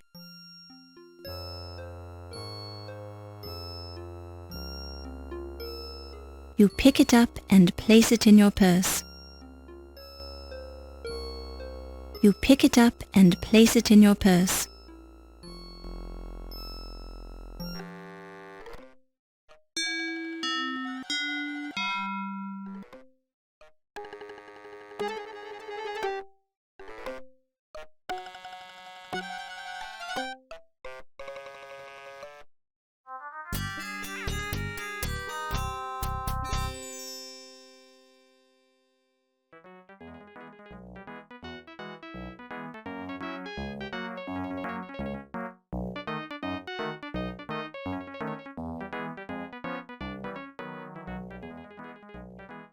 So far so good. Keep it up.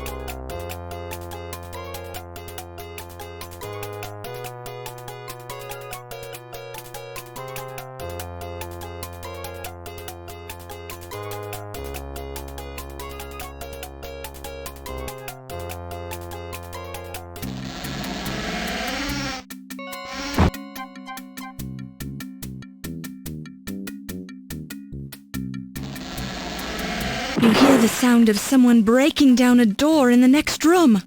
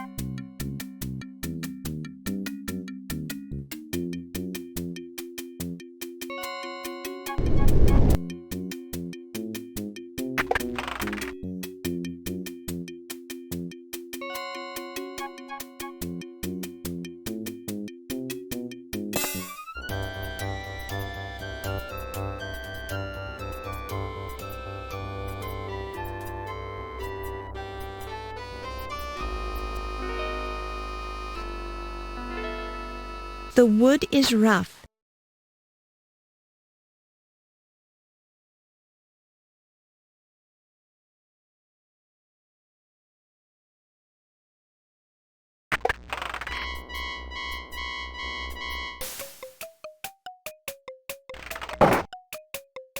You pick it up and place it in your purse.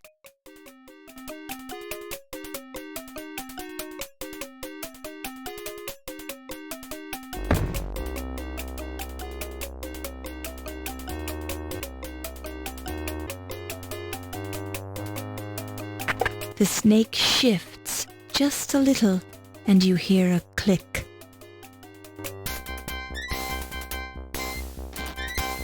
Don't touch it.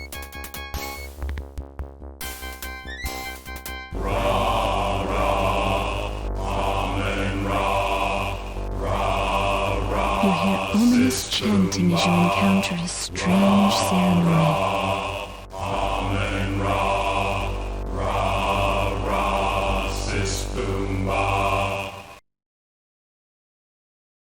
Oh my goodness!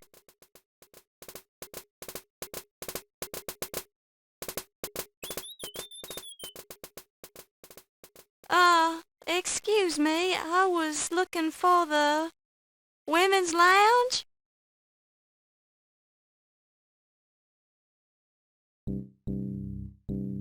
You're coming with us, young lady.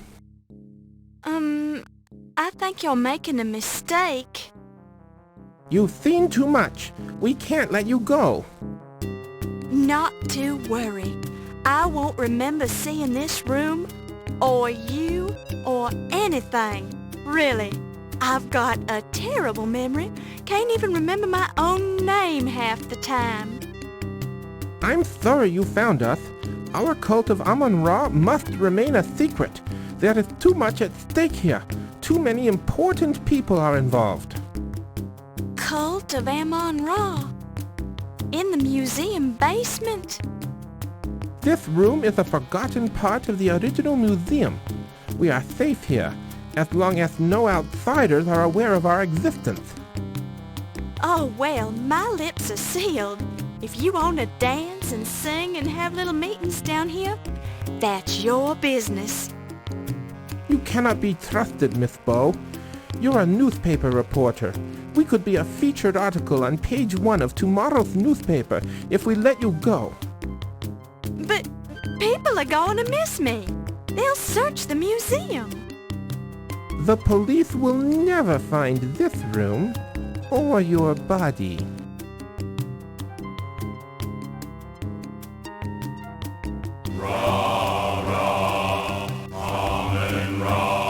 You don't really plan to kill me, do you? Of course not. What a relief. Kill is such an ugly word.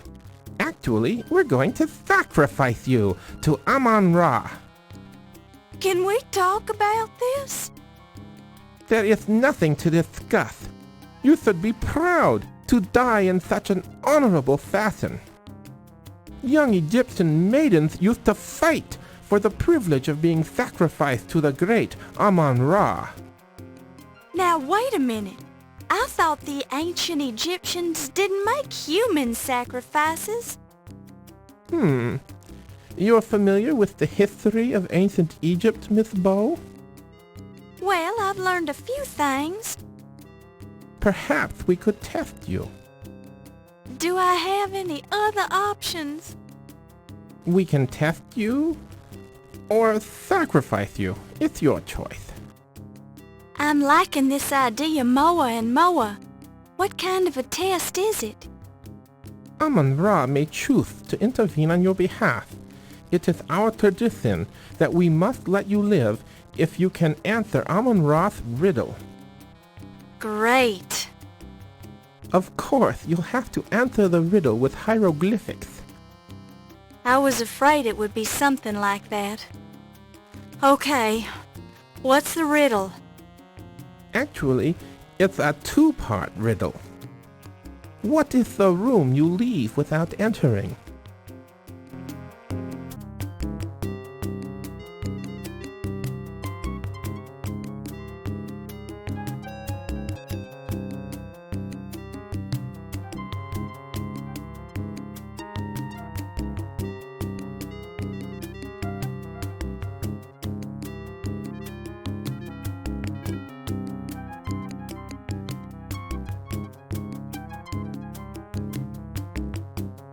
That's correct.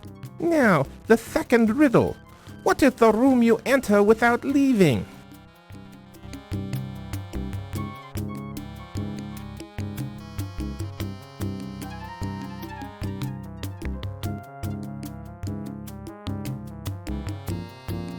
Very impressive.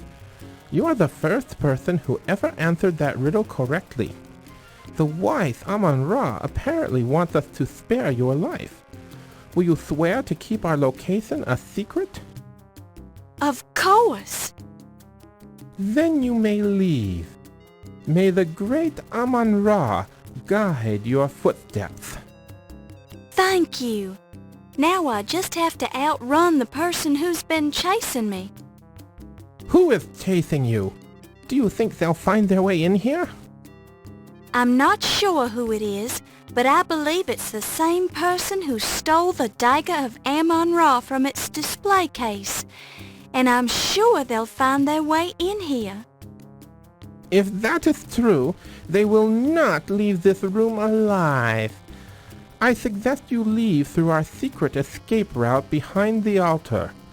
Go now, and remember your promise.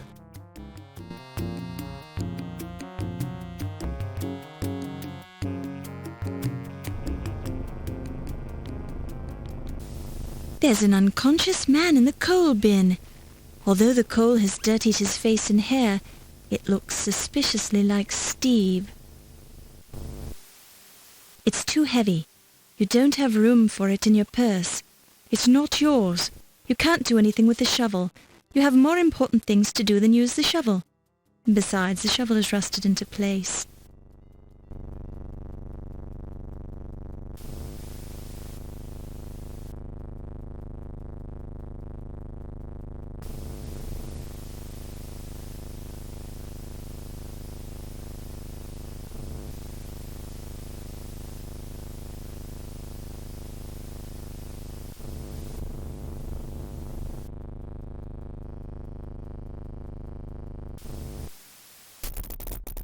Oh, my head. What happened? Laura? Yes, Steve. I was so worried about you.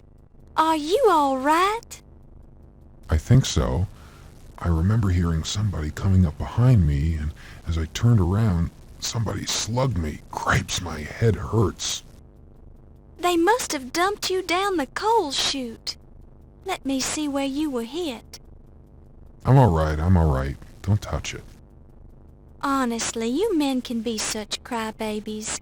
Do you think you can walk? We have to get out of here. Somebody's been murdering everybody in this museum, and whoever it is after me. I can make it. I'm with you. Where do we go? Good question.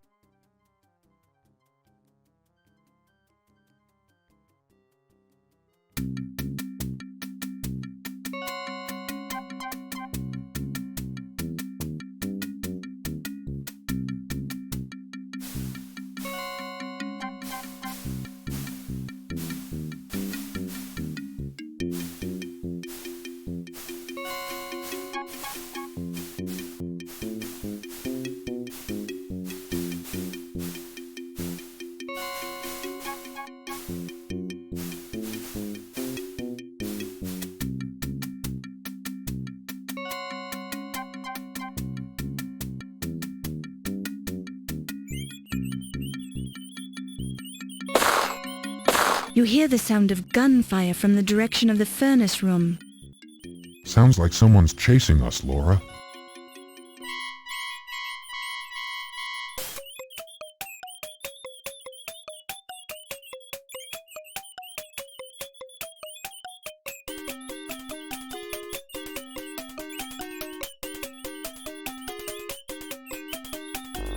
You watch in relief as the last of the rats scurries out of sight. You can barely smell an unpleasant odor, like burning hair.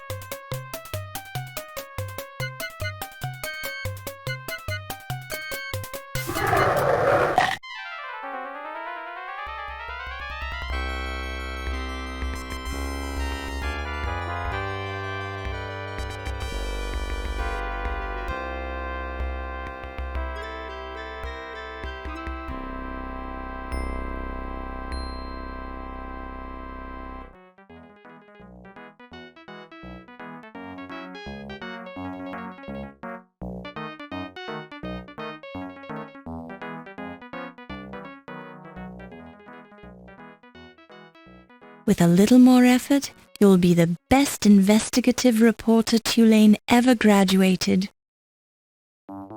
Thank you for coming to this inquest, Miss Bow. As the coroner on this case, I'm going to informally question you and study the evidence you've collected. If you assist me in developing a case, the perpetrators will be tried in the formal court of law. We're primarily concerned with the museum murders, but we're also interested in the theft of the Dagger of Amon-Ra and other matters that may have a bearing on this case. My examination of the corpses has been fruitful, but I need more evidence to build a case. Any information you can give us would help, but you must justify your conclusions with the evidence you've acquired. False accusations and unsupported conclusions will not be tolerated.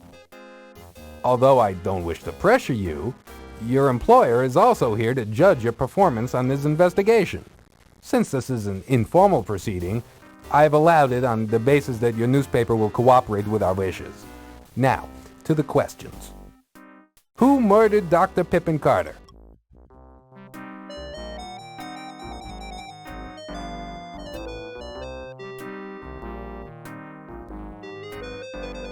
Who murdered Lawrence Ziggy Ziegfeld?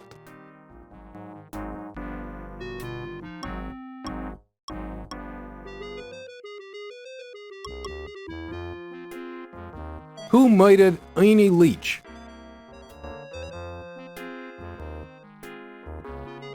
Who murdered Yvette Delacroix?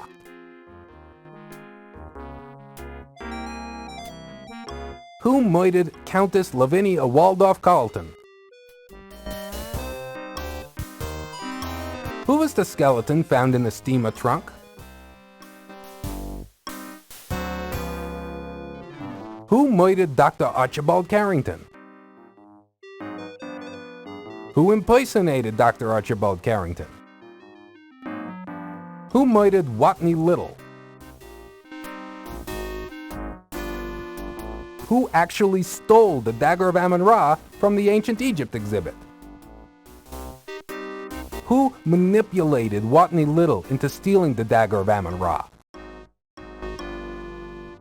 Who was the woman involved in stealing paintings from the Old Masters Gallery? Based on what we now know, your assumption is correct, Miss Bow. Good work. Who was the man involved in stealing paintings from the Old Masters Gallery? Based on what we now know, your assumption is correct, Miss Bow. Good work. Who was the middleman who provided forged paintings for the Countess and sold the real ones for her? Based on what we now know, your assumption is correct, Miss Bow. Good work. Who is the high priest of the Amon-Ra sun worshippers? That's correct, Miss Bow. You're very observant.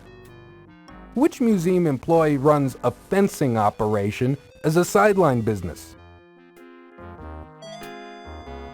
That assumption is correct. Mr. Leach was moonlighting with his own business as a fence installer. In fact, he put up a very nice fence around my house. I have one final piece of evidence to present, Mr. Coroner. I have an eyewitness who would only feel safe to come forth if I established my case against Mr. O'Reilly. Now that I've done so, let me introduce Dr. Petah Shep Tut Smith of the Cairo Museum. Mr. Smith's testimony is safe with us. Many thanks. I was in the Egyptian ceremonial room, underneath the museum, when Detective O'Reilly killed 2 of my fellow sun worshippers. I saw with my own eyes how he gunned them down without mercy when they tried to stop him from chasing Miss Bow. However, we only managed to slow him down. His hood fell back briefly, revealing his evil face to us as he slaughtered our people. That son of a camel should not be allowed to run free upon the sands. Will you testify in court to what you witnessed, Mr. Smith? Happily, sir. My dead fellows expect their revenge, although Amon-Ra will certainly destroy O'Reilly's car when he journeys through the underworld. I'm not qualified to give my opinion on Mr. O'Reilly's spirit in the next world, Mr. Smith, but I'm sure your testimony will help your dead friends sleep peacefully. Thank you for coming forth. I must admit that I'm impressed by your methods, Miss Bow. Not only have you identified the murderers of those unfortunate individuals, but you have also uncovered the skullduggery involving the Dagger of Amon-Ra. Our case is very strong now and prosecution can begin. The New York Police Department owes you a debt of gratitude for your assistance in apprehending these malefactors. I'm sure that a commendation of valor from the police department is in order. Thank you for your help.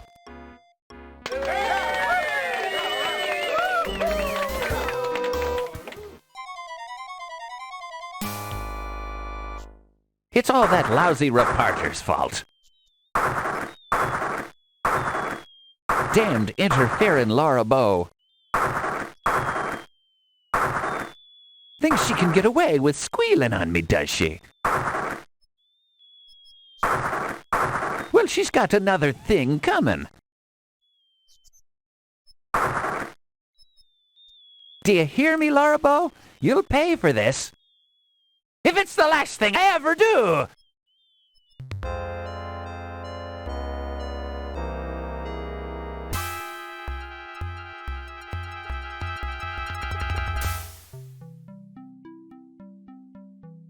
Thank you for waiting, Laura. I didn't mind, Steve. Laura, Yes? would you mind...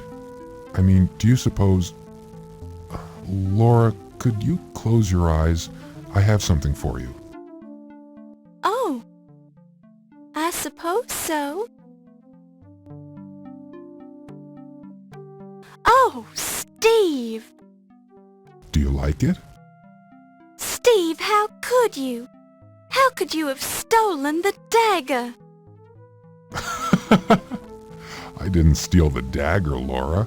I bought this copy for you at the museum gift shop. I thought you might like a memento of your big night at the Leyendecker Museum. Oh, thank you, Steve. I'm so embarrassed. You're beautiful when you blush. Laura, Yes, Steve? would you consider joining me for dinner this coming Saturday? Well, I'm not sure if I don't know if I should really. Yes. Yes, I'd be delighted to join you for dinner. Thank you, Laura. You've made me very happy. Oh, Steve. Oh, Laura. Oh, Steve.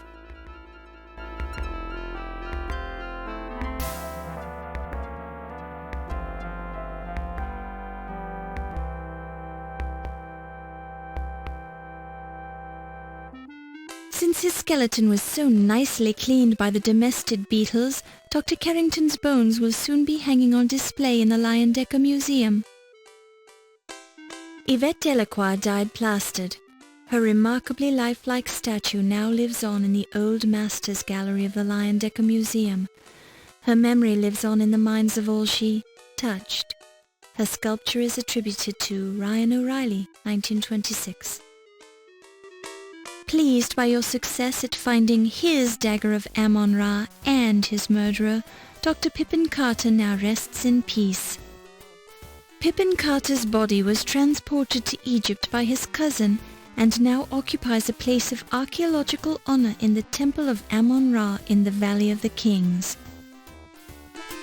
Due to your success at recovering the dagger of Amon-Ra and finding the murderer, Wolf Heimlich continued as Chief of Security at the Leyendecker Museum.